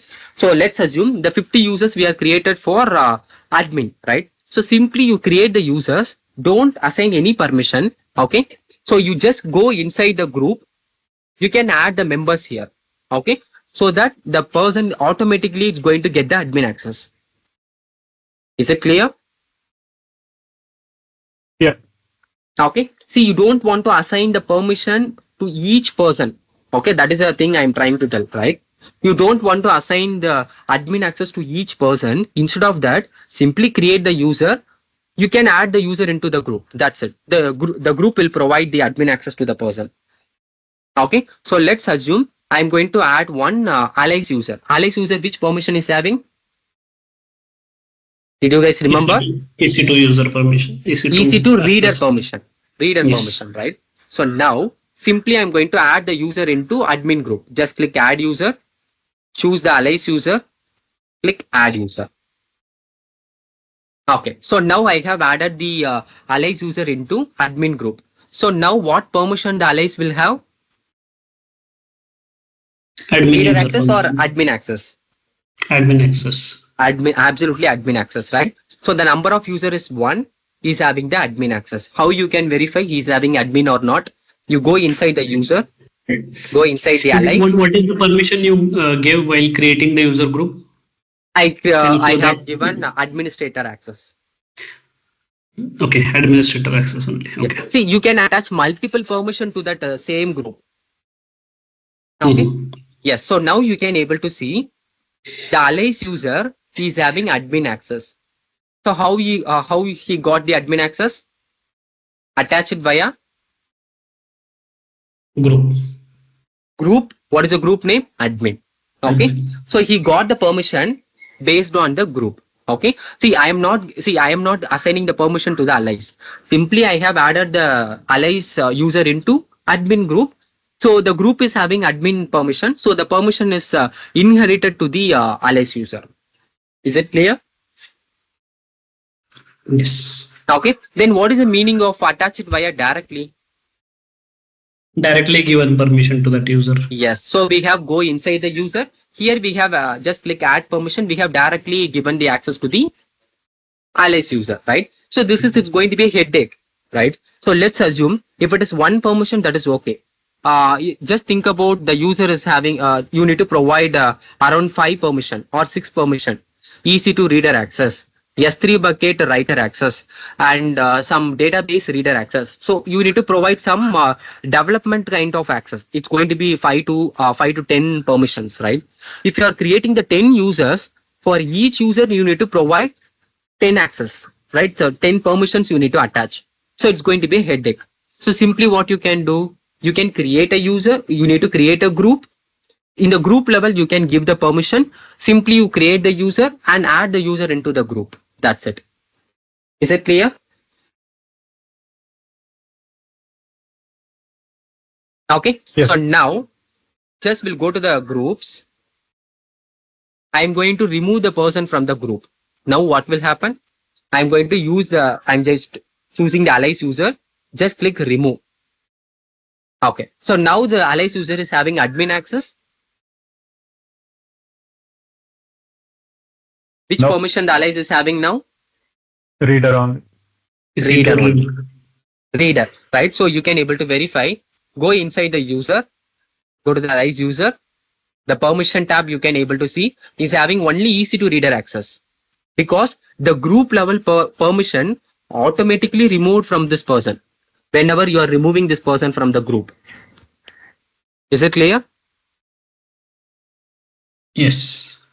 So this is how you can able to manage the groups and users. Okay. So I will show in the PPT as well so that you guys can get some clarification. One question. So isn't there Yes. a way to create the users in bulk, like import or something? If I have 500 users to create, Okay. so what you are do I doing? have to create those one by one, or is there another way to like import Yes. those See, into the system? usually AWS will provide some programmatic way. Okay. So that is called SDK, Software Development Kit, right? So if you know the programming language, might be Java and Python, you can use the Amazon SDK, Software Development Kit. You can write code, Java code or Python code. You can able to automate. Okay. You can give the username list in Excel sheet. Your Python code will read that Excel sheet. It will create the users one by one at a single shot. So it's going to be completed within 1 minute or 2 minutes. You can create a 500 users. You can avoid the manual activity. That is called automation. Okay. So, like in Azure, we are using PowerShell script. So, Yes, do yes. we can use the PowerShell script on AWS or no? Yes, PowerShell also you can see. Normally the Python and Java, it's going to be a normal SDK. PowerShell also you can use in the AWS. Right. Okay, so I will open the PPT. 1 minute. See guys, that is automation. That is your next level growth. Okay. So whatever you guys are learning, just try to automate using the Java and Python. Okay.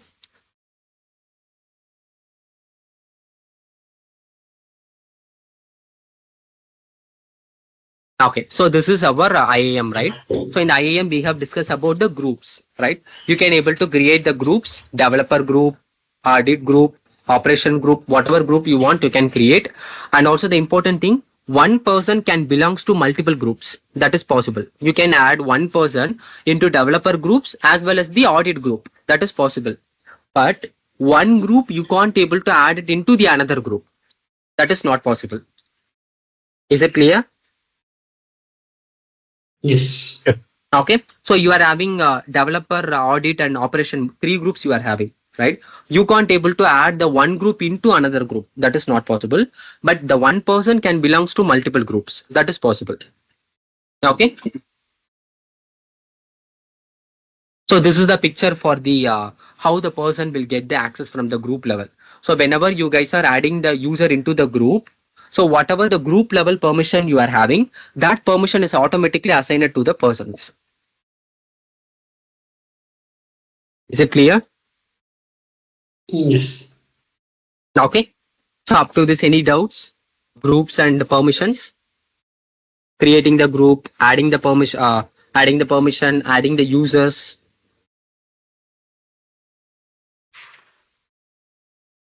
No. Okay. And the next thing we are going to discuss, that is called security. Okay. IAM security. So currently, which authentication method we are using for logging into the AWS account? Which method we are using? Whenever you are trying to log into the AWS account, what you are giving to giving for login? Password. Username and password, right? So is it enough to for security perspective? Only giving No. the username and password? No. Okay. So let's assume I know your mail ID and password. So just for a simple purpose, I'm telling. So you are working with me. Okay. I have seen your username and password. I can also log into your AWS account. I can able to destroy your entire AWS account. I can able to lock. I can able to delete the servers. I can able to delete the database. Whatever you created. So I'm having the same permission to destroy it. Is it correct? Mm-hmm. Okay. Yes, because I know your password. I know your username. Okay. So that's why AWS has implemented the security in a IAM. Okay. So what you can do, you can able to enable the MFA. What is MFA? Multi-factor authentication.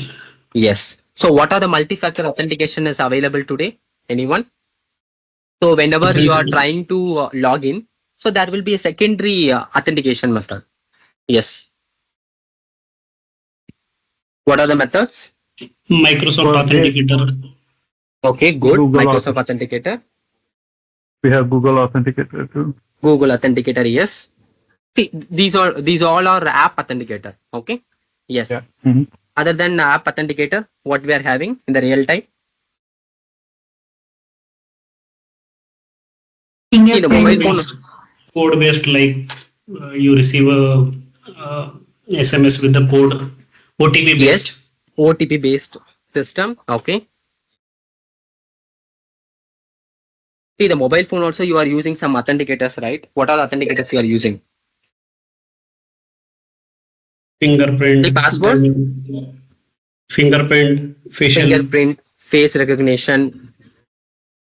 Okay. So we are having the, see, whatever we have discussed, these all are multi-factor authentication, right? So only giving the password is not enough. You need to prove yourself to log into your account securely, the multi-factor authentication. Okay. So what are the multi-factor authentication they are providing means you can able to see the common method, that is app method. Okay. You need to install one app in your mobile phone. It might be Google Authenticator, Microsoft Authenticator, any other app. You can install the app. You can link with your AWS account, right? Whenever you are trying to log in, you need to enter the OTP as well. Where the OTP you can see inside the app, it will show the OTP. You can simply enter the OTP. You can able to log in. Okay. And the second one, it's a kind of some hardware based authentication. So currently we are not using, but some of the organization they are using some kind of device based one. Okay. It will show the OTP. That OTP you need to enter into your login. Is it clear? Yes. Okay. So I will show you how to enable the MFA for your AWS account. Okay. But be careful. Once you, for example, you have deleted the authenticator app. So there will be what? It's going to be disconnected from your AWS account. And your AWS will not allow without giving the OTP. Okay. Make sure what you can do, you can create one admin user. Okay. Using IAM for backup purpose, right? You can create the IAM user for backup purpose, save the credential in some way, and you can enable the MFA for your root credentials. Okay. If it is not working, something happened to your mobile phone or anything, you can log in via the IAM user. IAM user is having, it should have the admin credential. Okay. Is it clear? Yes. Okay. So I will tell you how to enable the MFA for your account. Usually for root user means account owner. How you can enable? Go to the IAM dashboard. In the dashboard itself, you are having the access to enable the MFA. So here it will show. So here it will show assign MFA, something it will show. But I am not root user. So that's why for me it is not showing. I am just IAM user. Okay. So here there is no option to enable MFA. But for if you are logging as a root user, I believe you guys are logging via the root user, right? You are not logging via IAM user. Okay.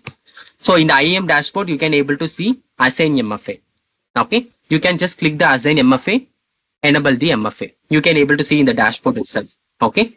I will show you how to enable the MFA for IAM users. Okay. Let's say we'll go to the user.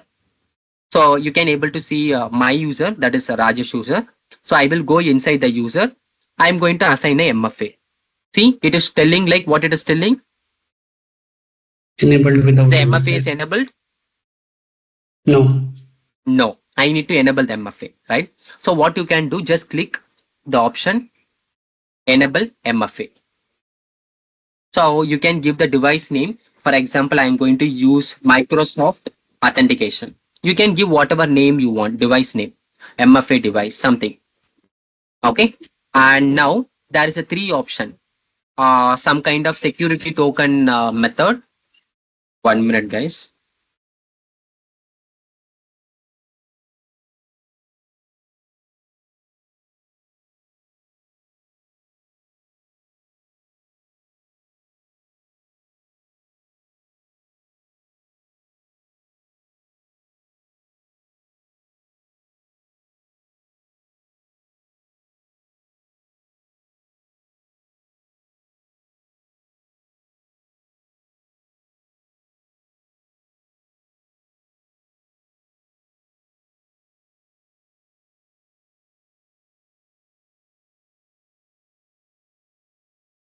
Yes, am I audible? Yes. Okay. So you are having the 3 options to enable the MFA. So the common method is app. Okay. Authenticator app. Choose this authenticator app. Just click next. So now you need to set up your device. What do you need to do? You need to install the app. Okay. Just open your mobile, go to the Play Store, install the app. Okay. So whatever app you want, you can install. So usually the AWS will support Google Authenticator, Duo Mobile or Ati app. Okay. So just go to your Play Store, install any of this app. Okay. So once you install this app, okay. So go inside the app. It will ask you to scan the QR. Okay. The QR, it's going to be this one. Just click show QR. This QR you need to scan via this app. So once you scan this QR, it's going to be show some OTP. So first enter the first OTP. Wait for 30 seconds. The OTP will change and enter the second OTP. Just click add MFA. That's it. Is it clear?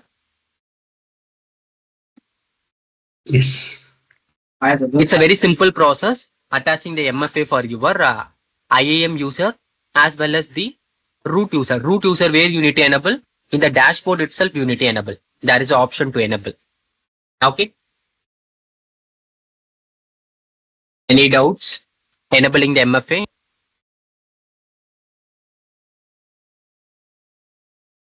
No. Okay. So now the second thing, to improve the security, there is an option called password policy. Okay. So you can go to the account settings. Just click on the account settings. There is an option called password policy. So it will improve the password security. Okay. So what are the policy it is having? Just click edit. Okay. So you can able to make it as a custom. Just choose the second option, custom. Okay. You can provide the password length.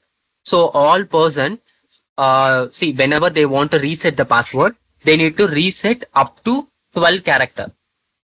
Is it clear? So the password length should be 12 characters. It should be lowercase, uppercase. At least the password should have one number, and it should have non-alphanumeric characters, like at some special characters. Okay. So this is how you can able to make the IAM user password should be stronger, so that they can't able to give the some simple password. Welcome admin at 123. So like this, they should not provide the password while resetting the password. They need to have the stronger password. Okay. And also you can able to make the password to be expired, right? So you can able to enable this option so that the password will get expired after 30 days. You can provide whatever name you want. After 60 days, the password needs to be expired, because frequently changing the password, it's a kind of security. Okay. You should not use same password. This is for IAM users. Okay. And you can tell like password expiration required administrator reset. We don't want this because everyone is getting password reset. We need to reset, right? So that is that header case you don't want. You can give the third option. Allow the users to change their own password. Whenever the password is expired, they can able to reset the password. They will get one pop-up message to reset the password. Is it clear? Yes. Password policy. So these all the password policies applicable to the IAM users.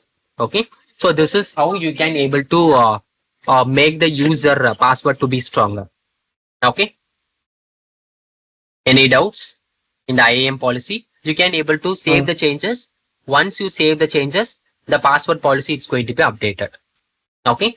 So whenever they are resetting the password, they need to the password should match this what policy. Then only they can able to give the reset the password. Okay.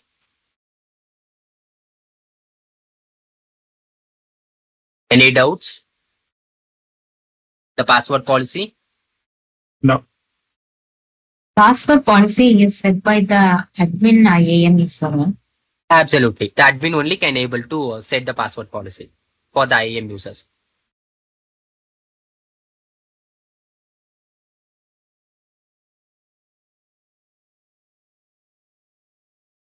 Is clear? Any doubts? Clear. Okay. And the remaining things in the password IAM, you can able to see the option called policy. See, normally policy mean permissions, right? So AWS it's having around 1,383 policies they are having. These all are managed by AWS. See, the type is managed by AWS. Okay. So, but as a user perspective, you can also create your own policy. Okay.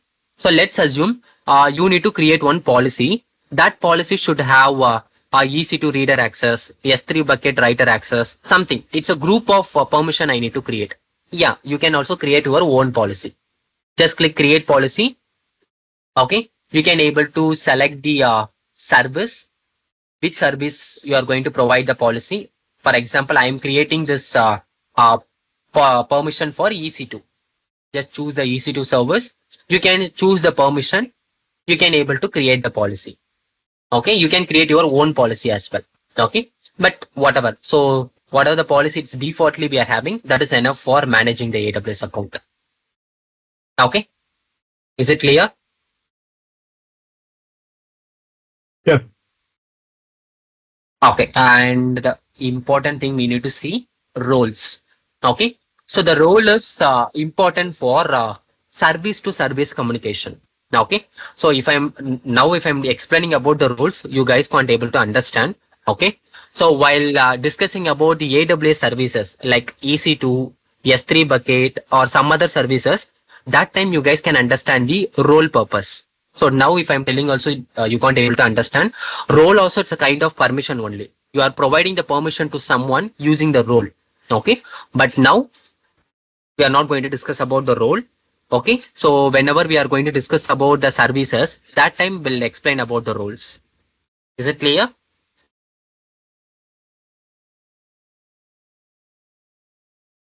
Is it clear, Yes. guys? Okay. Yeah. So usually the role up to now you understand like the role will have the group of permission. That's it. It's like a group. Okay, you can understand like a group. Okay, you can create the role. Let's assume I'm creating one role. This role, assume like the role name is developer role. Okay, this is my role name. So inside the role, I can tell EC2 reader access, S3 bucket reader access, database writer access. So some set of permissions I am just including inside the role. Okay, so role it's a kind of group of permission. You can provide if you are assigning this role to someone, the person will have the group of permission. Is it clear? Yeah. Okay, so now you don't want to discuss about the role. We'll see in our when we are going to discuss about our services. That time you can able to understand the roles. Okay. Okay, so up to this, any doubts in the IAM? Okay, and also you can able to download some report that is called credential report.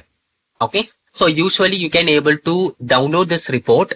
This report will explain when the it's full and full explained about your user details, the username, when the user is lastly used the password, when he is updated the password, what are the access he is having. So that entire report you can able to get from this option, credentialed report for IAM user. Just simply click on the download credentialed report. It will download the report. Okay. And how can I So- see like which are the only admin users in the system? What you are telling? Only admin users. Suppose I have 500 users. I want to see only admin users. Not like that. You can't see like that. It's the entire IAM users report. No, not this one, but Hmm. the other way will be like only from the user groups. Yes, you can able to see the user groups. The user groups, it's going to be described what are the users having the admin access. Okay, because see here itself we can go inside the user, inside the group. We can able to see the users who are having admin access. Okay, and like, are we? Will we be able to like export it in some file or something? Like if I add one user. I think here we are not finding any download option. Okay, I think in the settings we'll see. No, it's only it is showing there is a read access. So you can able to read the users. There is no export option here. Okay. No. So if you want to export the user details, the only thing is credential report. Otherwise, whatever your requirement you're telling, right? I want to see only the admin users, or I want to see only the developer users. Means you can go inside the group, you can see the users, but here there is no option to download the options. Okay, we'll see in the access advisor. No, so only the credential report you can able to download, where you can filter it. It's a kind of mission service. You can able to purchase a Windows mission, Ubuntu mission, Mac OS. So whatever the mission you want, you can purchase without any initial cost. You don't want to pay any amount. So the initial cost is 0. Okay. So the only when you are going to pay the amount. So let's assume if you are running the Windows mission up to 1 hour or 3 hours, or it might be 24 hours. So you are going to be charged based on the hours you are running the mission in AWS. Is it clear? Yes. Okay. So EC2, it's a mission kind of service, right? So n number of OS is available. So you can purchase Windows, Linux, Ubuntu, right? So Red Hat. So whatever you want, you can purchase from AWS. Okay. So that is the important service of EC2. Okay. It's full and full online service. You can able to access the mission using the browser, or else you can access this mission from your laptop also. Okay. Is it clear? Yes. Yes, sir. Okay, so I will show you how to create this mission. Okay, so the creating the mission, it's going to be very, very simple. Okay, so usually while purchasing the laptop, so what are the requirement you will ask, right? So for example, how much RAM you want, how much CPU you want, okay, and the storage, how much storage you want. So these are all the things you will ask. You will just inform to the shop owner, right? So the same thing you are going to inform to AWS. The RAM, CPU, storage. So everything you are going to inform to the AWS. Based on that, AWS will provide the mission to you. Okay. Is it clear? Yes. Okay. So I will log into the AWS account. I will show you how to create the EC2 mission. Okay. We'll log into the mission. Sorry, we'll log into the AWS account.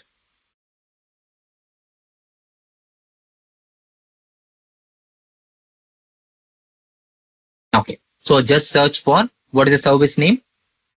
EC2. EC2. Okay, just search for EC2. See what is the description they are telling? Virtual servers in the cloud. Virtual servers in the cloud. What is the meaning of virtual server? It is similar to like VMs we used to have earlier. It's similar to virtual mission, right? See guys, whatever the mission you are asking for, you are just requesting to the AWS will create this mission and they will provision in the background. Okay, simply you can access the mission from your browser. Okay, you don't want to get the real hardware and software. So let's assume you have purchased the laptop, right? So in the laptop you are having the OS and hardware and software, everything. You can able to see the hardware. right? But in the whatever machine you are purchasing from the AWS, you can't able to see the hardware and software. Okay, everything is virtualization. Is it clear? Yes. 1 minute.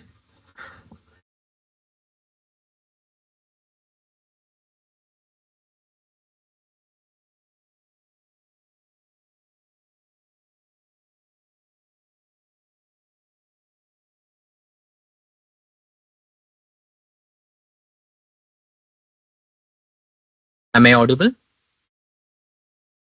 Yes, sir. Yes. Yes. Okay. Okay. So how it's look like? Okay. So I will show some diagrammatic way. Okay. So that you guys can understand. See guys, whenever you are asking for one Windows machine with 2 GB RAM, 2 core CPU and 50 GB storage. Okay. So whenever you are asking for this requirement to AWS, okay. So you are asking this requirement. So 1 GB RAM, comma 1 core CPU and 30 GB storage. Okay, so when you are asking this requirement, what AWS will do, in the AWS, they will have the servers in the background. They will have big servers. Okay, server means it's a real physical hardware and software. Okay, CPU, RAM, everything they will have in the background. Okay, so whenever you are asking this CPU, RAM storage, they will allocate the particular CPU, RAM storage in your physical server. Okay, so the AWS have the the physical server in the background, right? So the real hardware software they are having in the background. Okay, so what they will do, they will allocate the CPU RAM storage for you. Okay, and this machine you can able to access via browser in your laptop. If you are using the laptop or mobile phone, so from browser itself you can able to connect to this machine. Is it clear? You can access this machine from your browser, laptop browser, or you can access from your mobile browser. Simply you can access. Is it clear? But the important thing is you can't able to see the real hardware software look your laptop. You can't able to see the hardware and software. Everything is managed by AWS that is available in the background. Up to this clear? Yes. So that's why it is called as a virtual. So virtual means you can't able to see, but you can able to access the machine in via online. Okay, so we'll go to the EC2. Just click on the EC2 and make sure you are in the correct region. Again, this is very important. Setting the okay. So I'm in India, so I can use the Mumbai region. So if suppose I'm using the Virginia or US some other region, the cost will vary. Okay, so the cost is very important one. So that's why please try to choose your nearby region. Okay, so I will use always Mumbai because we are in India, so I will use Mumbai. So make sure just click the Mumbai. So you can able to see we are in the Mumbai region. So up to this clear? Yes. Okay, so now in the left hand side you can able to see instances. Just click instances, click launch instance. Okay, so now we are going to create the mission. We are going to launch one mission. It might be Windows, Ubuntu, whatever you want, you can launch it. Okay, so now we are going to fill some template. So this is the template. So it's usually about, if you are purchasing the laptop, what are the requirement you will give to the shop owner, that all the requirement you are going to filling now. Okay, CPU, RAM, storage and everything. Okay, yes. So now I will give the mission name. For example, whatever name you want, you can give. So I am giving Linux mission. Okay, so now you can choose the OS, which OS you want. Windows, Linux, Mac OS, Debian. These all are Linux based things and Windows as well. Okay, so mostly I will go with the Amazon Linux. I will choose the Amazon Linux. And the instance type, right? So instance types, it's very important. It's about your CPU RAM. Okay, so usually in the AWS, the CPU RAM, it's based on the instance type. Okay, so what is the instance name it is showing? T2 micro. T2 micro. Okay, so if you are choosing this drop down, you can able to see the n number of missions.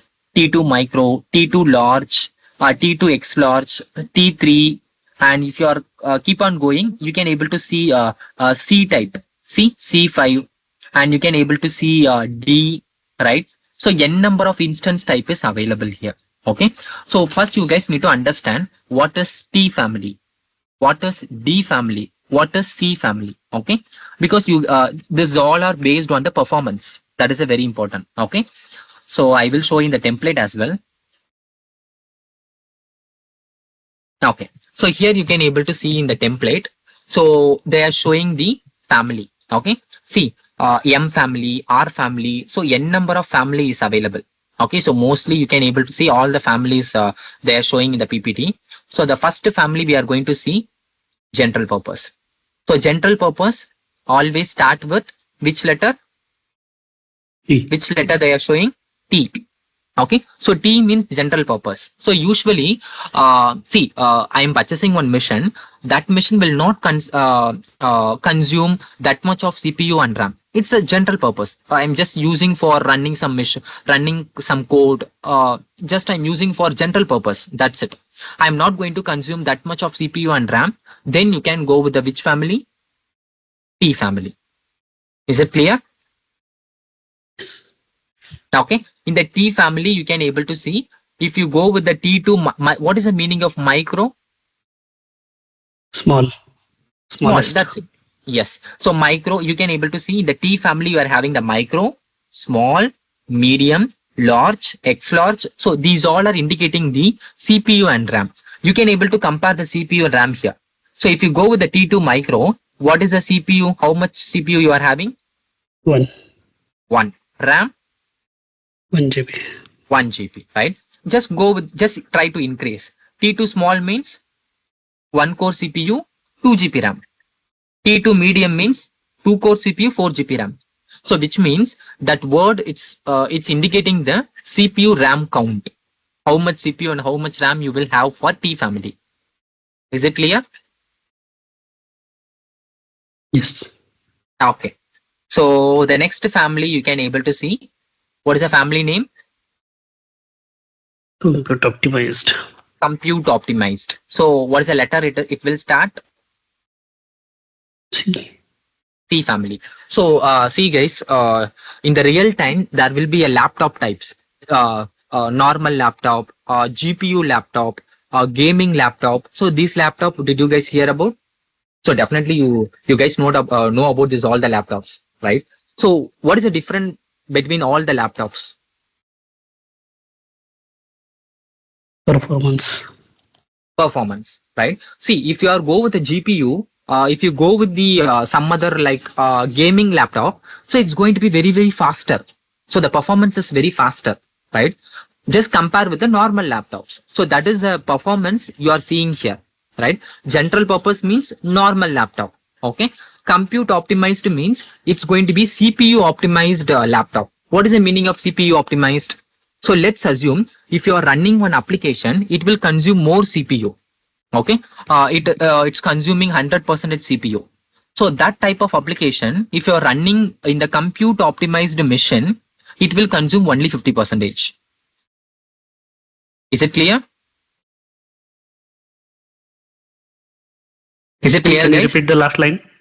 Yes, what I am telling, if suppose you have one application. So that application, if you are running in general purpose machine, it will consume the CPU is 100%.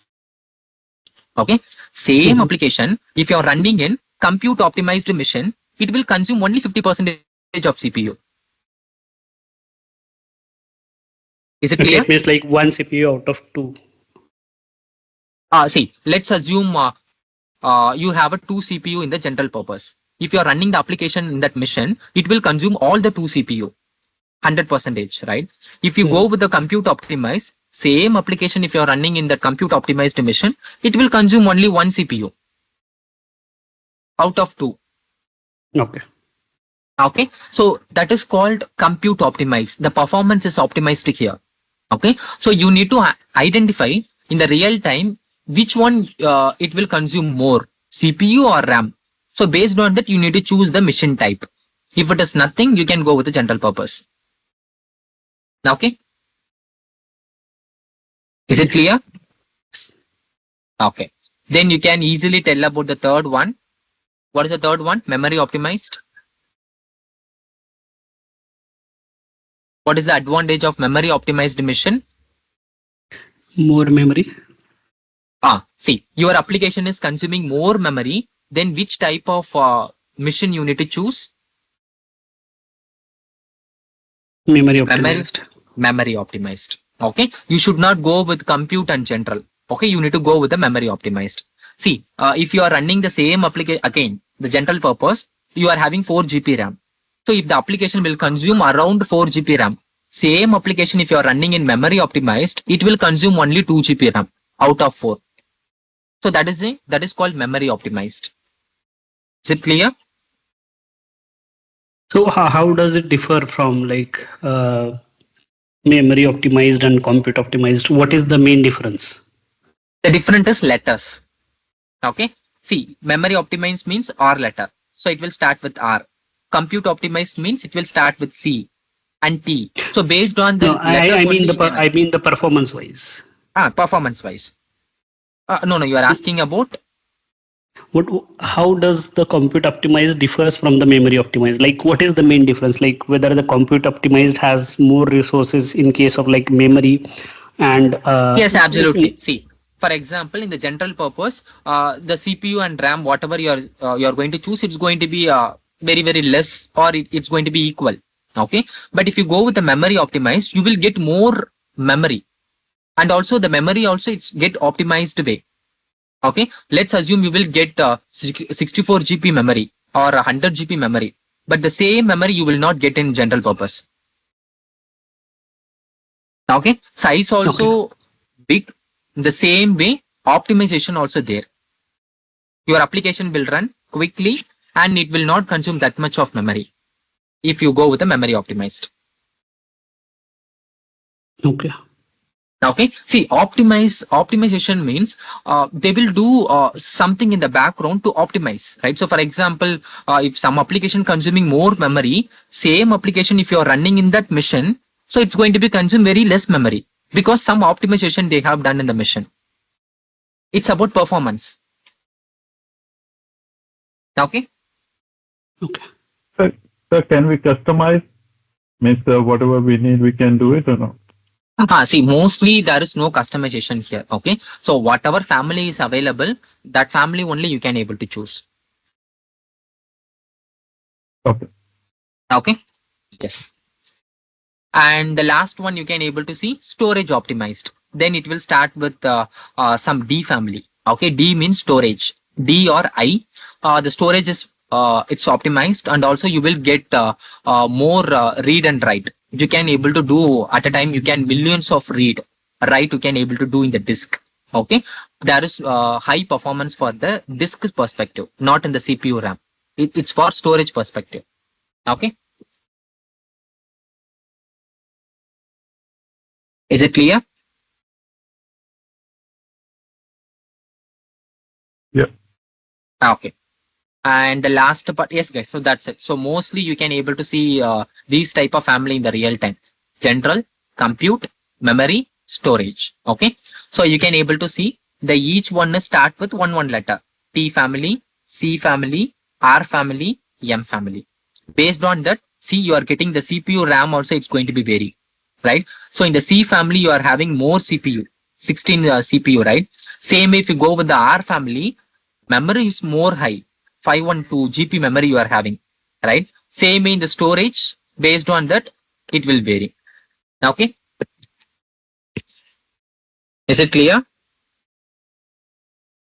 That means storage. See, D means storage. Okay. So M, it's going to be consume about it's high performance things, but I'm not sure with the letter. I will just see and let you know. Okay. T means general, C means CPU, R means memory, RAM. Okay. And D means storage. So M, it's a kind of indicating the another type. So it's going to be a HPC related thing, high performance compute. So that's why you are getting more memory here, M family. Up to this clear? Okay. So now we'll go to the console. you can able to see all the types here. Okay, T family, R family, medium, large, X large, everything you can able to see, but you should not choose other type. Okay, why we should not go with the other types? Those are chargeable. Absolutely, those are chargeable. Okay, so please go with only T2 micro. That is only eligible for free tier. Okay, you don't want to pay any amount. If suppose you go with the T2 small or T2 medium, based on the hourly charge, you need to pay the amount. So please don't choose anything. Go with T2 micro. Okay. So up to this clear. Instance family, which means instance type. Yes. So this Okay. M, right? It talks about, like, I just googled it. It says M family is the latest one. It is M5 instance, which represents the latest generation of general purpose instances. It is the so first they are one only, indicating like. for general purpose. Yeah. So it is only like using the different processor, I think. Okay. So that is also, it's a kind of latest general purpose. Yeah. General purpose family. Yeah. Okay, good. Okay. So the next part, key pair.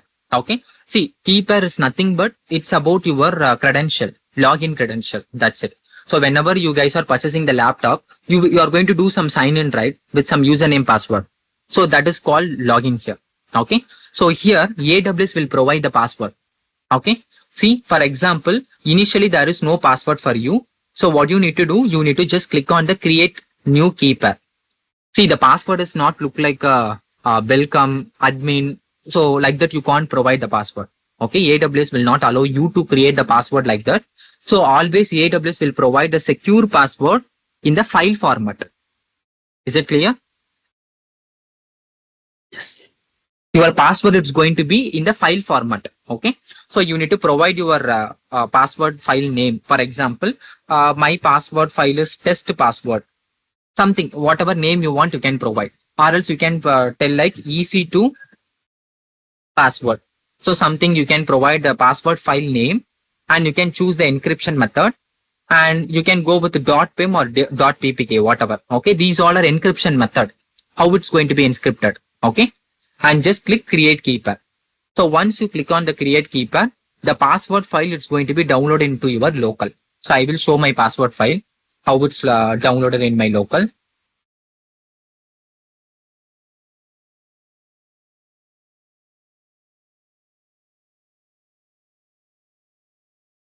Okay, in my system downloads is taking too much of time.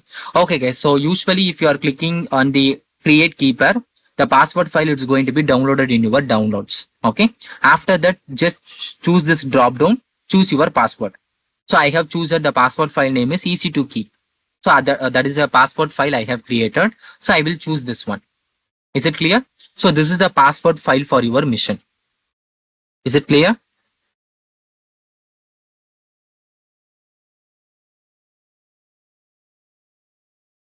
Is it clear, guys? The key pair login.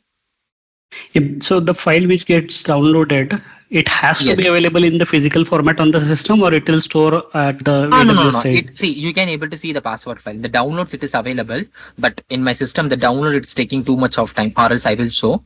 So No, usually it's going to be I available in understood. the You said downloads. it will get downloaded. Correct. But somehow that file I downloaded, it is deleted. Okay, it is not Okay. available on my system. Will it Okay. make any difference? No. See, there is no difference here. See, the password copy that is available inside the mission. So you are creating the one mission, right? So inside the mission. So you are creating the one mission, right? So inside that it is available. Okay. If you want to get the password, you can able to get it from that mission. Okay. Okay. See, usually there is a method to connect to this mission. Okay. So I will show you the method how you can connect to the mission. Okay. If suppose the mission is not accessible via the browser, or the mission is not accessible via some your browser. So if it is accessible via the browser, then okay. So if suppose some company, what they will do for security perspective, they will not allow the mission to be accessible in the browser. Okay. So in that scenario, password file is very, very important one. If you lost the password, then you can't able to log into the mission. Okay. Okay. Okay, if it is connectable, so I will show, okay, after creating the mission, I will show how to connect to the mission. When you need the password file is necessary, right? So that time, that everything I will show so that you can understand the password file important. Okay. Okay. Okay, so now I have chosen the password file and the network settings. Okay, so now you don't want to understand about this network settings because we are going to deeply dive into the networking part as a different session. Okay, we are going to discuss about what is subnet, see what is VPC, and everything. We are going to deeply dive into the networking section. Okay, so now you don't want to worry about it. Just go with the default settings. Okay, and the security group. Okay, security group it's going to be protect your mission. Okay, so normally in the security group means you are going to tell who is going to access your mission, who and all need to access your mission. So that condition you are going to write it in the security group. Is it clear? No, can you please come Okay, again? so let's assume, for example, you are creating one mission. Okay, in your AWS account, you are creating the mission. If you are sharing the mission IP address, username, password to me, I can also can connect to that mission from my laptop. Is it clear? Mm-hmm. Okay, to restrict those things, we are going to have the security group. Okay, it's a kind of firewall. So this security group, what we will do, we are going to restrict who and all need to access your mission. Even though they know about username, password, IP address, they can't able to connect until you are allowing that person IP address in the security group. Okay. Okay. Is it clear? Okay, So you need to it tell means like who and all only need to the access. specified set of IPs will be able to access. Yes, access your mission. Okay. Yes, so that is a firewall. So we'll go with the create security group. Okay, and you can choose SSH access. Okay, so I will tell you what is SSH. Whenever you guys are creating the Linux mission, so it's a kind of Ubuntu or Mac OS, you guys need to allow the SSH. Then only you can able to connect to the mission from the browser. Is it clear? SSH means secure shell host. This is specifically for Linux mission. Okay. So when you guys are creating the Windows mission, SSH is not needed. Okay, you need to allow the RDP. So I will show in the PPT as well.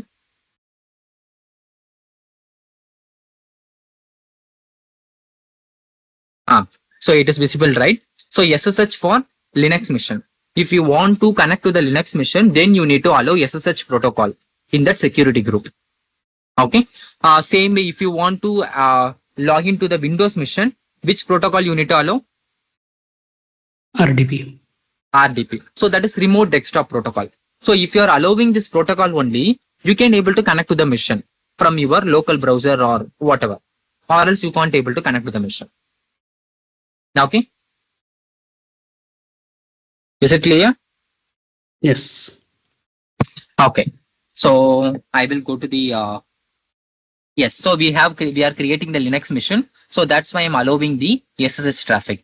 So now you need to tell who need to access your mission. Okay. For example, if I'm giving the my IP means my laptop IP. Okay. So then the mission is only accessible by who can access this mission? You yourself. Yes. So myself only I can able to access this mission because I'm choosing my laptop IP. See my IP. Okay. Or else if you want to tell some other someone needs to access your mission means you can go with custom. So custom means that person laptop IP address you need to provide. For example, something 192.168.90.8/32. So that person laptop IP need to provide. Okay. Or else you can go with the anywhere. So it is a risky. Why? Because anywhere means if anyone knows about your mission username, password, IP address, he can able to log into your mission. Is it clear? So anywhere means no restriction. Anyone can access your mission if they know the mission username, password, IP address. Okay. Is it clear? Okay. Okay. So now Just enable the SSH for Linux machine and the anywhere. And this is your storage configuration. How much storage you want. So for example, the default storage is 8 GB storage. It is eligible for free tier. If you want to increase, you can tell like 30 GB or 300 GB. You can able to increase the storage. For example, I'm going to give 8 GB. That is enough. That's it. So now you can give the mission count, how much mission you want. That's it. And you can just click the launch instance. The mission is going to be launched. Is it clear? These are all the basic settings you guys should know for creating the EC2 mission. Any doubts? In the storage, what is that GP something GP3? So it's a storage volume size. Okay. So storage also we have some types. SSD based on some input and output writes, right? So based on that, there will be a types here in the storage. Okay. So general purpose means that is mainly for the default purpose. You can go with the, if you're not having that much of read and write in the disk, you can go with the general purpose. If you know how much that request will come, how much read and write will happen in your disk, you can go with the provisioned mode. Okay. So it's going to be somewhat expensive. Okay. Go with the default one, general purpose. Okay. Mm-hmm. So this is also so in the instance type we have seen, right? CPU, RAM, the performance wise. Same way for disk also there will be a configuration settings. Okay, but that is not that much. It's only general and provision type. You can go with the general. Up to this clear? Yes. Okay. So now everything is okay. I'm going to launch the mission. Just click launch instance. So now what will happen? AWS will create one EC2 mission in the background. Okay. Just click on the instance. Just click on refresh button. You can able to see one T2 micro mission is being created. The status is pending. We'll wait for a minute. It should be in the running state. Yes. So now it is in the running. Just click on the instance ID. Go inside the mission. Okay. So now you can able to see the mission public IP and the private IP and mission configuration settings and the instance type. Everything you can able to see here. Okay. And the network settings, monitoring, right? So the mission CPU and RAM usage, you can able to monitor here. Okay. So every settings is available in the EC2. It's a basic settings. And you can go to the storage. How much storage you have attached to your mission. That is 8 GB. And you can able to see the networking. Networking related things we'll see in the after in the networking session. Okay.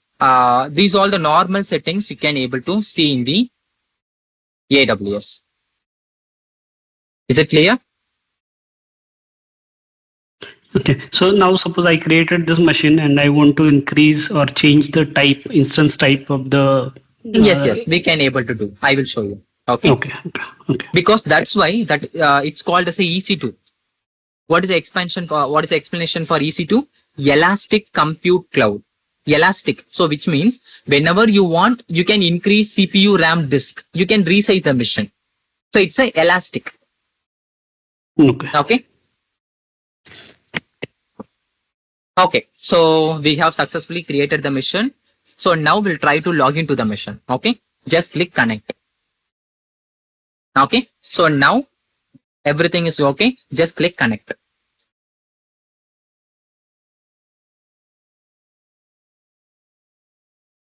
You can able to see the mission terminal. See how we are opening the terminal in our local laptop. So for example, we will open our CMD, right? Terminal. Okay, same way. So we are opening the whatever the mission we created, the mission terminal we are opening now. Yes, so we have successfully logged into the Amazon Linux mission. This is our Linux mission. Is it clear?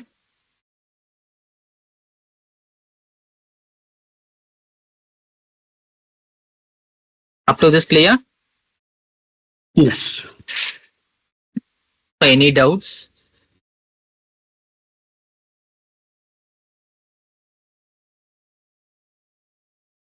Okay. So now what I will do, I will install some one Apache web server, some sample application I will install. Okay.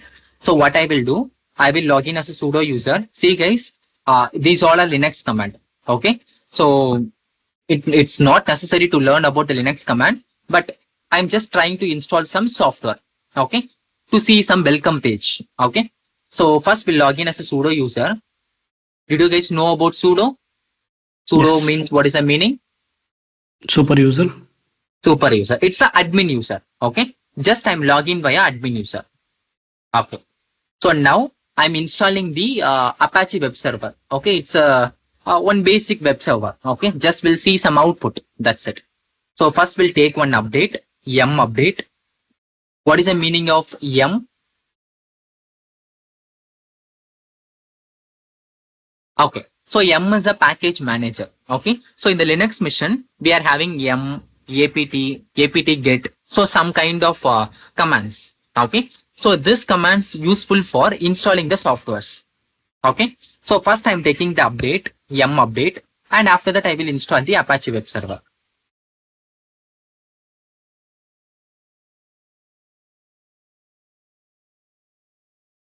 Okay, yum update is complete. It's a kind of your laptop updates. Okay, so you will do some laptop update right in the Windows. Same thing in the Linux we are doing.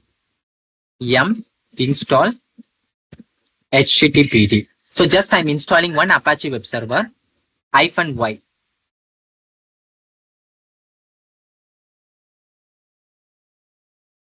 Okay, so Apache web server is successfully installed. You can able to verify the status.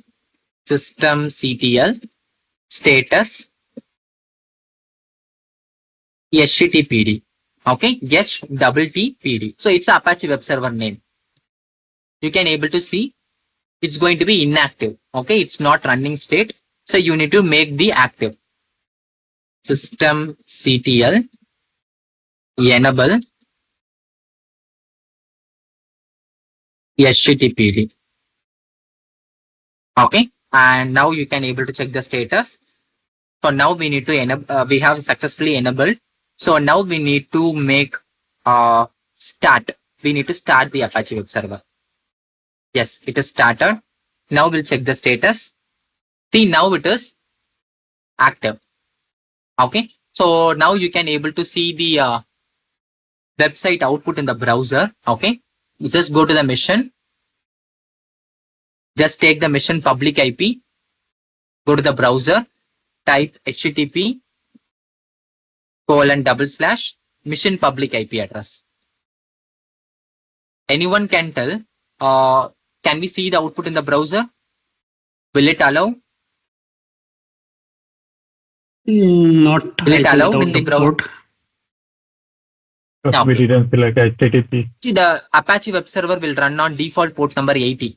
Okay, so it will run on default port number http://:80. It's a port number for Apache web server. Okay, why it is not accessible? Any idea? Where the traffic is blocking? Yes, maybe. Where it is blocking? At the server, C2 server where Security we. groups. Yeah. Okay, the mission is protected by security group, right? So you need to allow the HTTP traffic. Okay, then only you can able to access. Okay, just go to the mission settings, come down, click on the security tab, go inside the security group.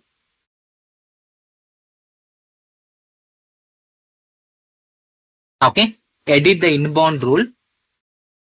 Inbound means we are allowing the traffic inside the mission. Okay, just click add rule. So now we need to provide allow the HTTP traffic. Then only you can able to see the output. Okay, and the traffic I'm giving 0.0.0. Anyone can see my website. Okay, save the rule. So now again you try to replace the page. Just try to refresh the page. You can able to see the output. It works. So it is the Apache web server output.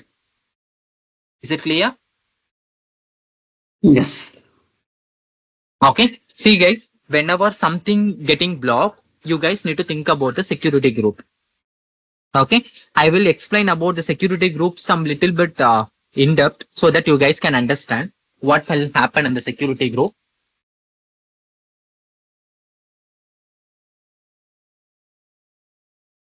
See, usually the EC2 mission that is protected by security group. Okay, see, we can go with the first diagram. Yes, so you can able to see the EC2 mission that is protected by your security group. Okay, so whenever you are allowing the HTTP 22 port number, then only from your computer you can able to access the mission. Okay, so whenever you guys are not allowing the 22 port, that is SSH port, you can't able to access the mission. So that's why they are showing red color. Okay, so where we are allowing in the inbound rule. Inbound means the traffic from your laptop to the EC2 machine, it will go. From EC2 machine to the again the same traffic, you are going to get your laptop. Okay, is it clear? See, this gray color is your laptop and the blue color is the EC2 machine. Okay, the middle one is security group, orange color. The security group only, it's going to be act as a firewall. Whenever something you want to access in the mission, you need to allow in the security group. Is it clear? Yeah. Okay, so if anyone can tell, let's assume my application is running on inside the mission only in the port number 8080. So now what I need to do? What I need to do in the security group? I need to allow the Port number traffic. Yeah. 8080. Yes. Okay, so in the security group, where I need to allow? Inbound or outbound? Inbound.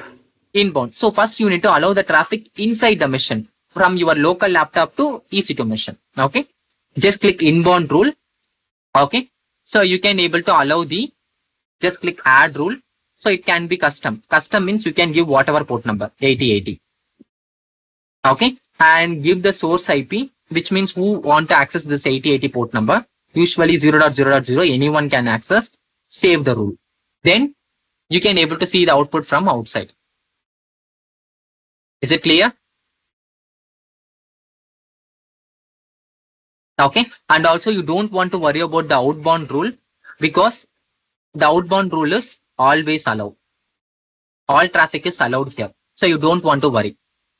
Okay, only you need to allow in the inbound rule.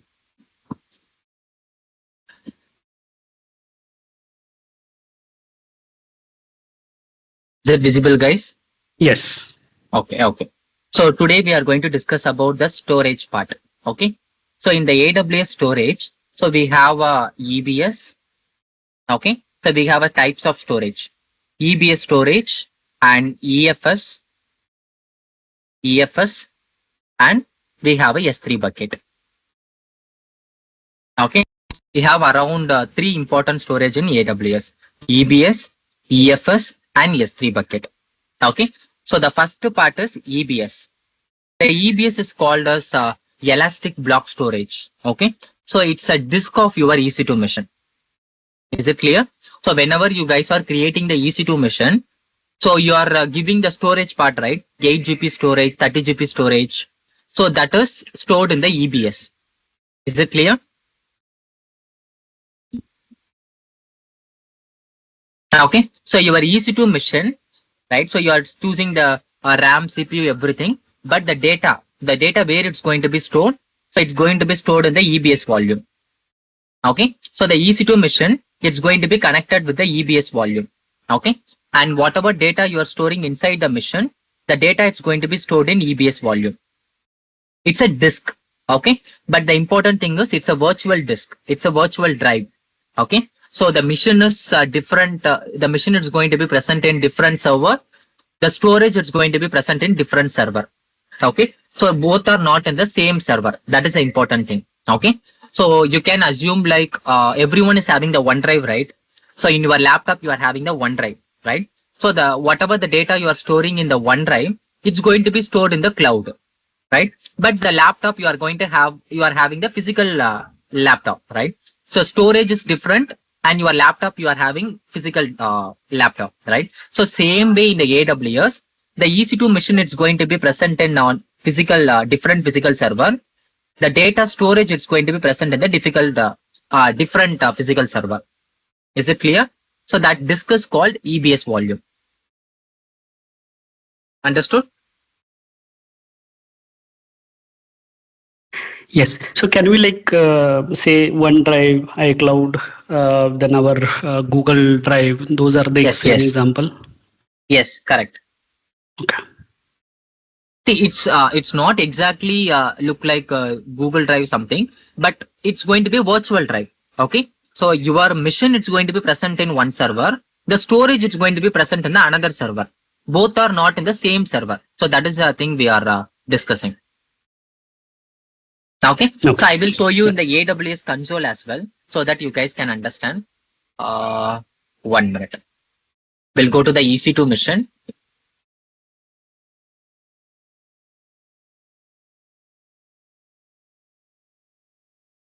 We were to discuss about the queries, right? That Vigneshwari had. What happened? We were to discuss about the queries Vigneshwari had. Yes. In the end of the session, we'll discuss. Okay. Okay. First, we'll complete our session. So once we completed, whatever the queries you are having, we'll see in the end of the session. Okay. Okay. Yes. So you can able to see I'm having around 2 EC2 mission. Okay. The mission it's going to be running on in the background. It's going to be running on different physical server. Okay. But just go inside the mission, come down. You can able to see the storage part. Right. Just click on the storage part.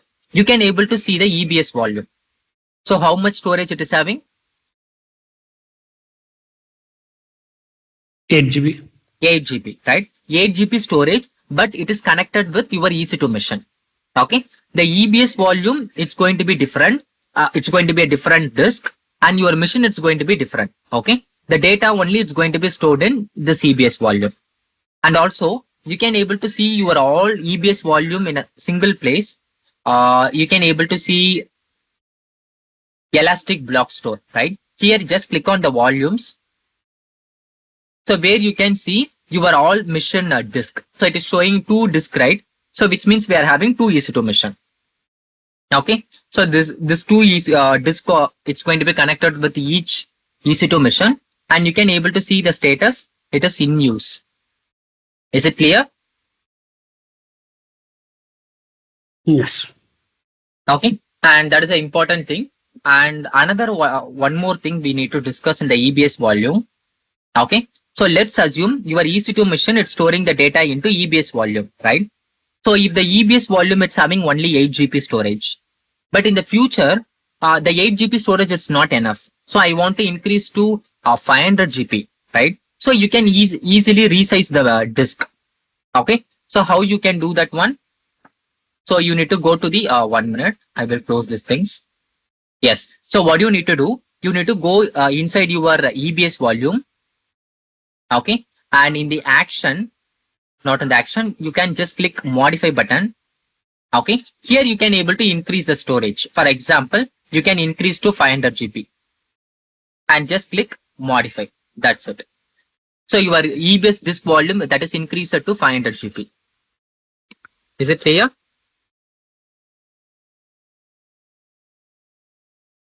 Yes. Okay. See, resizing the mission, resizing the disk, it's going to be very simple in AWS. Okay. It's not going to be big complicated. It's a simple edit process. And that's it. Go inside your EBS volume. Just click the modify your EBS volume. That's it. Up to this clear? Yes. Okay. And same way you can able to resize your mission. Let's assume your mission is having 1 GB RAM, 1 core CPU. But in the future, I don't want 1 GB RAM, 1 core CPU. I want to increase, right? So how you can do that one? Go to the instance and just click on your mission. Go inside your mission. Okay. Here in the action, you can able to see the instance settings. You can able to change the instance type. Yes. So you can able to see change instance type. But the important thing, when your mission needs to be stop, then only this option is enabled. Is it clear? If you are while running the mission, you can't able to change the instance type. Is it clear? See, my mission in the stopped state. So that's why I can able to change the instance type. Okay. But if your mission is in the running state, you can't able to see this option. So it will show in the gray color. Is it clear?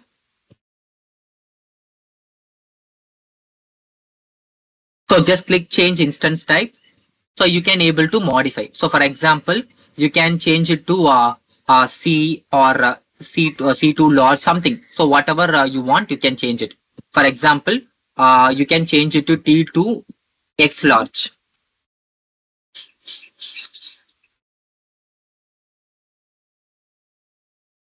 Guys, am I audible?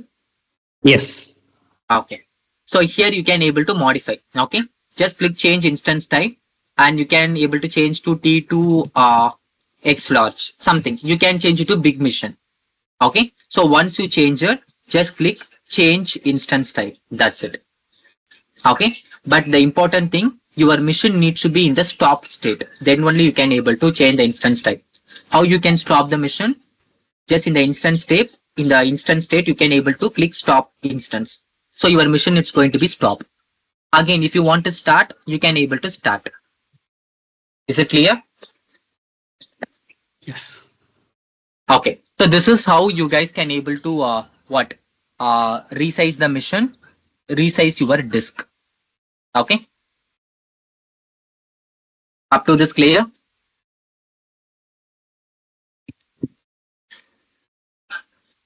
One minute, I will stop the mission. Okay. So now the important thing, let's assume the EBS volume, right? So the whatever EBS volume that is connected with your EC2 mission, let's assume your mission is down due to some reason. Due to some maintenance activity conducted by AWS. AWS is telling like your mission is not going to be accessible for 1 hour. Okay. So your mission is down, but your entire data that is stored in EBS volume. So what we can do, how you can transfer your data. So for example, you are having the one more mission, one more EC2 mission that is up and running. That mission having separate EBS volume as usual. Okay. So now what you can do, how you can transfer your data from this mission to your new mission. Any idea?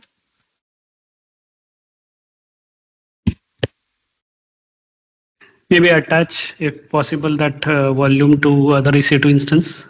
I don't know if it is doable. What you're telling? Can you repeat again? Attach the volume of first EC2 instance to second EC2. Yes, that is possible. Okay. Yes. So it's look like a virtual drive, guys. Okay. It's not the mission. It is attached with EBS volume. You can't able to detach. Not like that. Okay. But if you want to do that one, so first you want to detach from the mission. Okay. You cannot directly attach the EBS volume with the new EC2 mission. So first what you need to do, you need to detach from old mission. Is it clear? So first you need to disconnect from the mission. And after that, this mission you can this EBS volume you can attach with the new EC2 mission. Is it clear? Yes. Okay. So how you Okay. can do that? Yes. Yeah, please go ahead. Sorry. Yes. What about any other doubts? Yeah, that's what I'm asking. Like how to detach and Yes, then yes, attach we'll to see. another. See, whatever we are seeing in the theoretical, we'll see in the practical as well. Okay. Okay. But the important condition here, you guys need to understand why, because how many data center we are having in the Mumbai?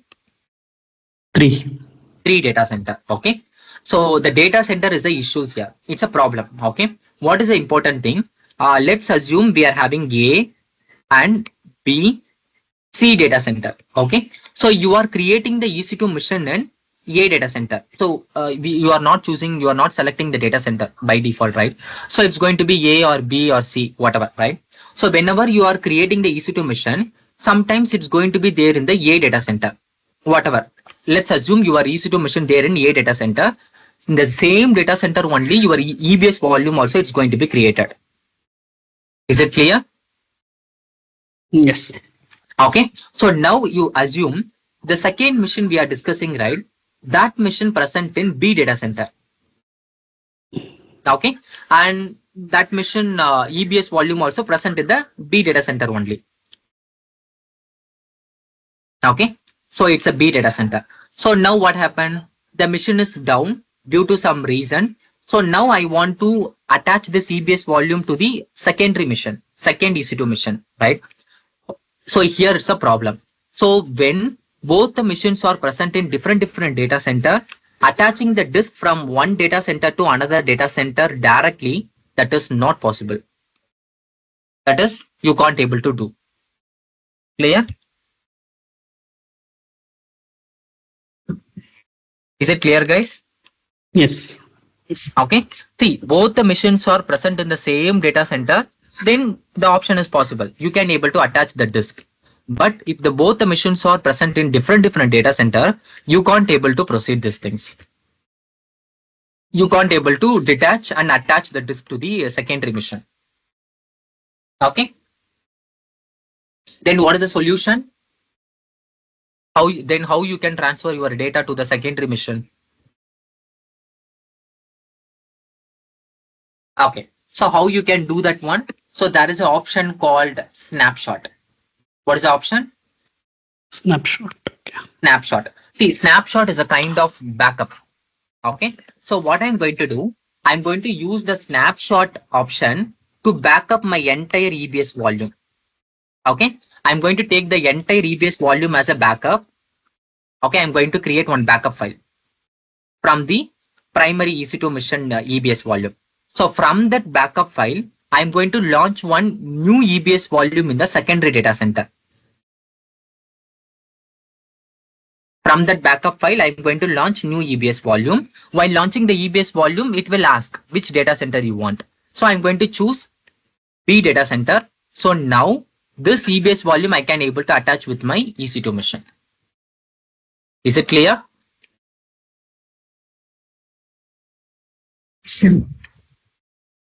Guys, understood, right? So how you are transferring the data from one data center to another data center? Using snapshot. Okay, snapshot is a kind of backup. We are taking the backup of your EBS volume, and from the backup, we are creating the new EBS volume. We are launching in the B data center. Okay, now it is possible to attach with your secondary EC2 mission. Up to this clear? Yes. Okay, so now whatever we have discussed, everything we are going to practice in our practice.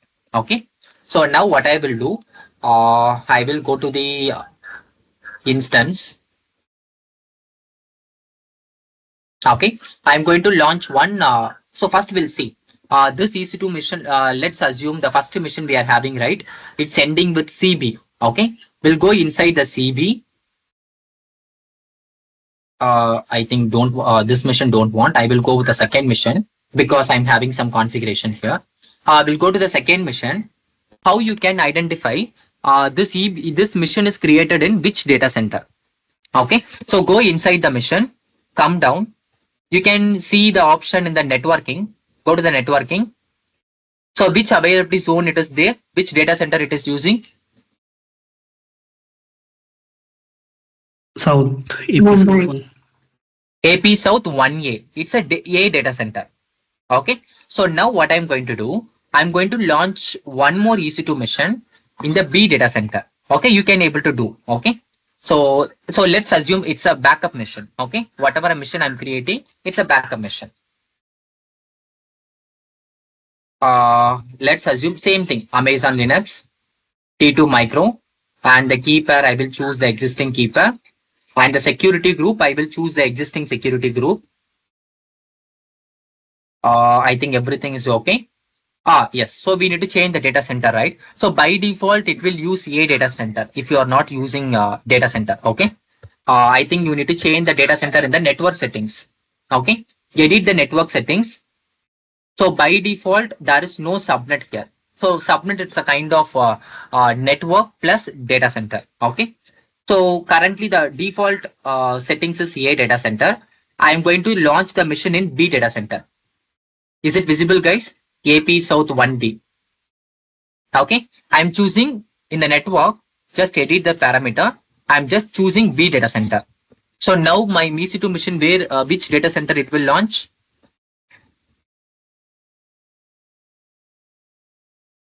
B Which data center. center? B. B. Absolutely. B. Right. That's it. So now launch the mission.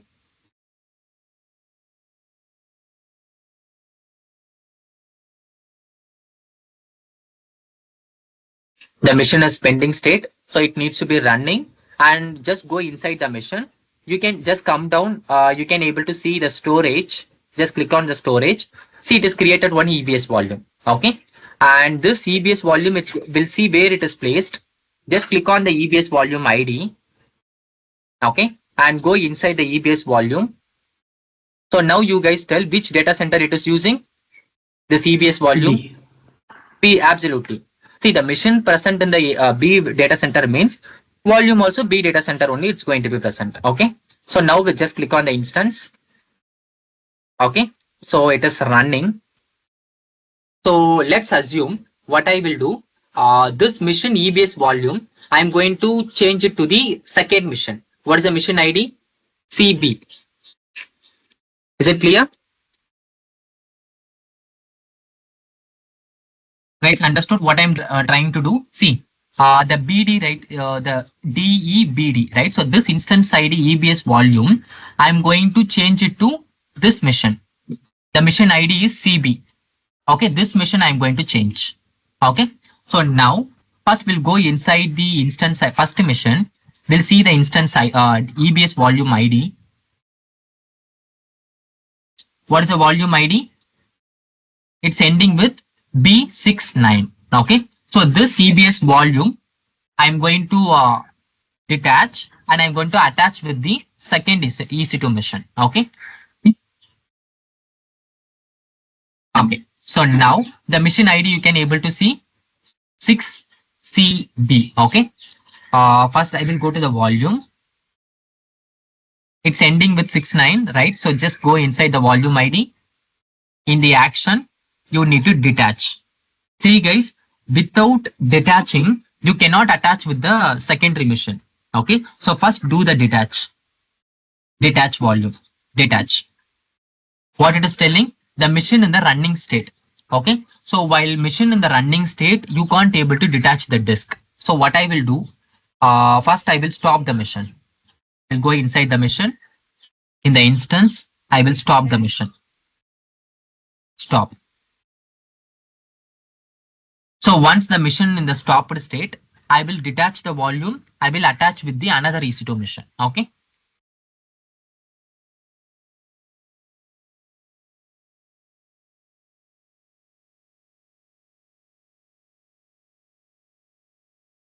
We'll refresh.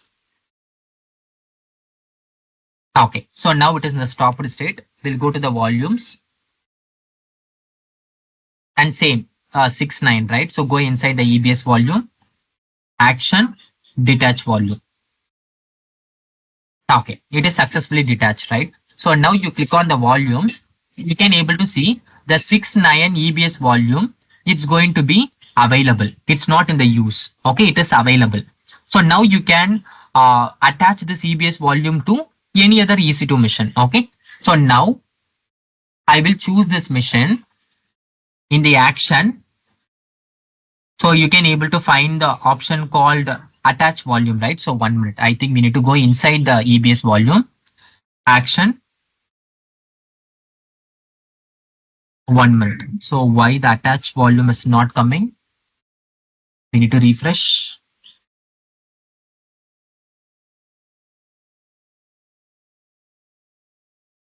One minute. You said we need to take a snapshot of it, right? No. See, first this mission is available, right? So you can attach to any other mission. First we'll try. First we'll see. 1 minute. So I will try to show this option. See, if you are unable to attach, then only you need to go to the snapshot option. Okay. Why this attach volume is not coming? 1 minute. So we have one doubt, sir. Before Yes. detaching, do we need to take the snapshot backup or it's not needed as? See, snapshot it's when you want means when you want to take the backup of your EBS volume, you can take the snapshot. Okay, it's a kind of backup, right? Yeah, after taking the backup only, we can attach the volume into the other server, right? sir? Not like that. See, whenever both the machines are different data center, you can't able to attach the disk. So that time we need snapshot solution, right? Yes. So now the attached volume is showing. So after some refresh, okay. So because it is taking time to show this option. See, now the attached volume is visible. Okay. So now you just click attach volume. So now you can able to choose your EC2 mission, right? So which EC2 mission I told you to attach? Did you guys remember the ID, mission ID?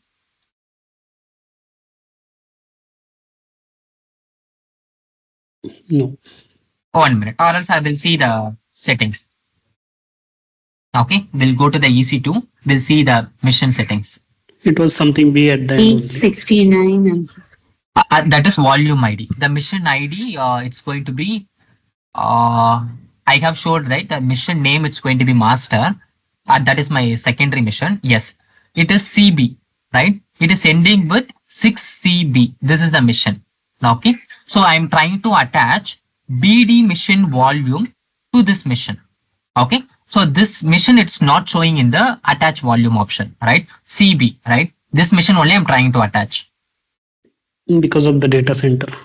Yes, absolutely, right? So just choose the 69 mission ID and try to attach volume. So you can able to see there is no mission here. It is showing like CB.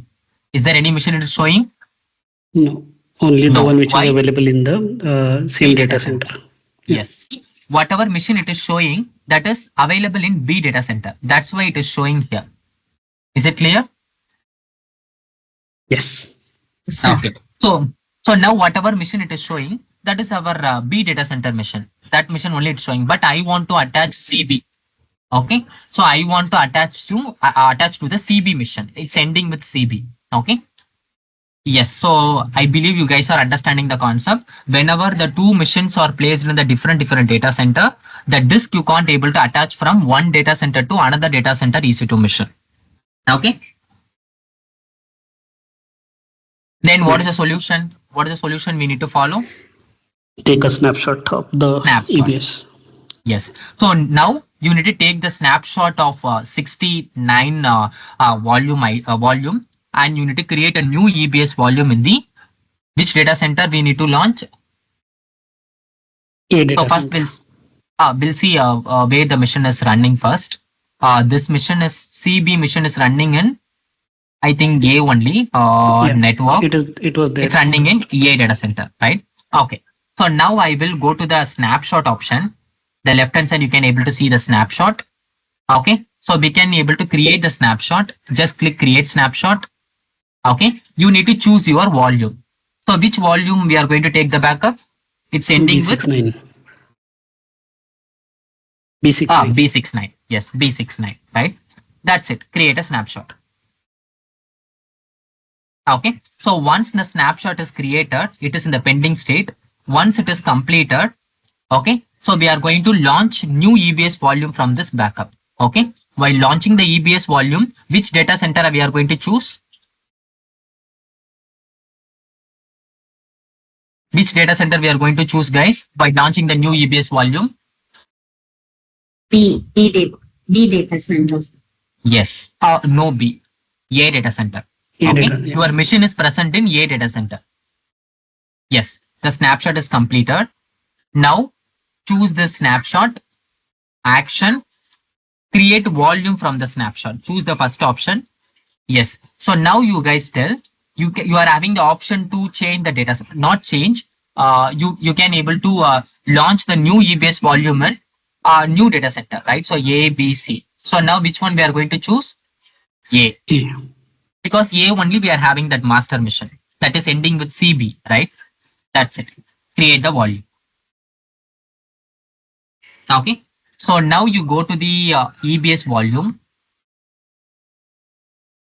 Refresh. I think the new EBS volume is created. It's ending with CA, right? You can able to see that is in the available state. So now choose this mission, choose this EBS volume and choose attach volume. And now you can able to see the option called CB mission. Is it visible now? Yes.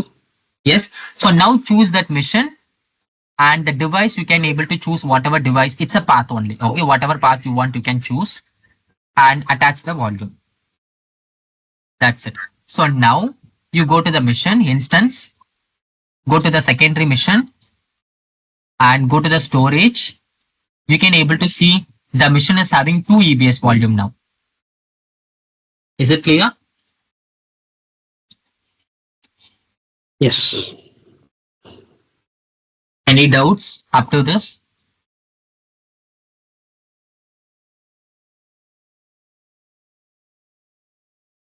Okay, see guys, in the real time, definitely there is an option, there is a situation to change your EBS volume from one mission to another mission. Okay, so that time you guys need to understand why you are unable to attach. What is the reason?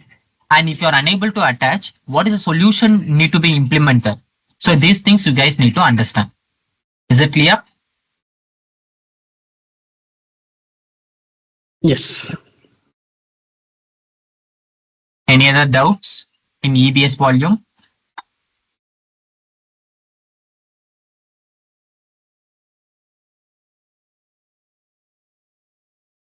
Okay. So now the one more option I want to show.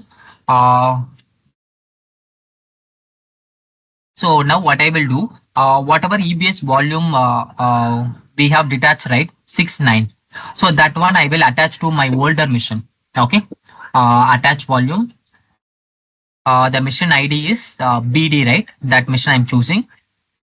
And the same thing. Attach. Okay. So now I will go to the instance. Okay. What is the important thing you guys need to understand? Whenever you guys are deleting the mission, okay, whenever you guys are deleting the mission, the EBS volume also automatically will get deleted. Is it clear? Okay, so whenever you guys are deleting the mission, EBS volume also will automatically get deleted. Okay, but in the real time, data is very, very important. We should not, unfortunately, someone has deleted the mission, EBS volume also will get deleted. Okay. So how you can prevent being deleted from the EBS volume, right? So what you can do, you can go to the mission, just come down, go to the storage. So you guys need to understand one parameter, delete on termination. What is the value? Delete on termination? No. No, right? So what is the important thing? I will show you 1 minute. Just click launch instance. We'll see what is the EBS volume settings, the delete on termination by default. Okay, so it's set to be yes. That is the thing I want to show. Advanced settings, not advanced settings. Yes. In the storage part, just click advanced, choose this drop down, and you can able to see delete on termination parameter is set to be Yes. yes. So what will happen when you guys are deleting the mission? EBS volume also will get deleted. So what is a good practice? Always set the parameter to no. Okay. So what will happen whenever you are deleting the mission only it's going to be deleted. The EBS volume will not get deleted. Is it clear? Yes. Okay. And you can able to check with the other mission, whatever I created. We'll go to the 49 mission, go to the storage. What is the default behavior? What is the default value? Yes. Yes. Okay. So that's why what you guys need to do, whenever you guys are launching the new EC2 mission, please set the parameter to be no. Okay. So that is a good practice. Up to this clear?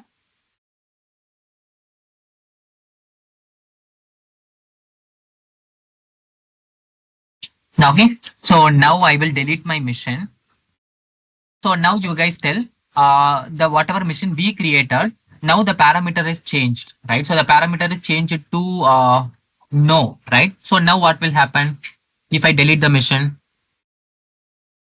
Storage will get detached and machine will be deleted. Yes, right. So we'll try this one. Just click in the instance state, terminate the mission. Okay. The EC2 mission is terminated. We'll wait for 2 minutes.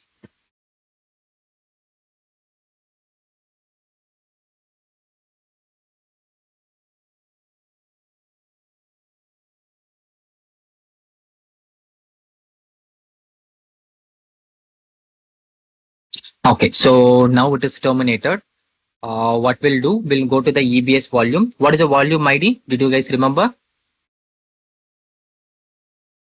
One What was is the volume B69 ID? and other was CA. Yes, B69, right? So that is a volume ID. So now B69 you is guys the old one. The snapshot we took, it is no, DCA. not snapshot, because that whatever from the snapshot we created, that volume ID is CA. Correct. Yes. That is attached to master mission, right? Mhm. So, but whatever we deleted, that is 69 mission we have deleted, not mission. That mission mission we have deleted, and the volume is not yet deleted. Still, it is there. Okay. Now you guys understood. See, if you are refreshing also, it's going to be there, because the volume it's not going to be deleted. Okay. But if you want to delete, you need to manually delete this volume. Action, delete. Delete the volume. Now you guys understood? Yes. Okay. I believe it's going to be a somewhat confusing topic, and just try to practice in your system. Okay. So then only you guys can have the hands-on experience on EBS volume. Okay. And the next volume we'll discuss on the next week. It's going to be a simple S3 bucket and EFS volume. Okay. So the both volumes, it's going to be very simple thing. But just try to complete the EBS volume. The EBS volume only, it's going to be a little bit complicated, but if you are understanding, it's going to be very, very simple. Okay.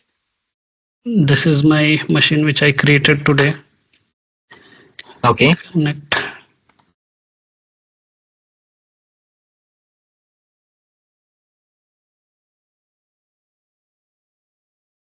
Okay, rather what I will do is I will just attach the instance to my other instance. Okay. Where I Or have else the what you are trying, Apache installed as well. What happened? What is the issue you are facing? The simply is like, suppose I have this one, okay, this instance is running, and here Okay. in the security, Okay. say I want to add it with the port inbound rule as 8080. Okay, so I Okay. have this one. So I just select custom TCP and then give 8080. Port number 8080. Okay. Okay. Save rules.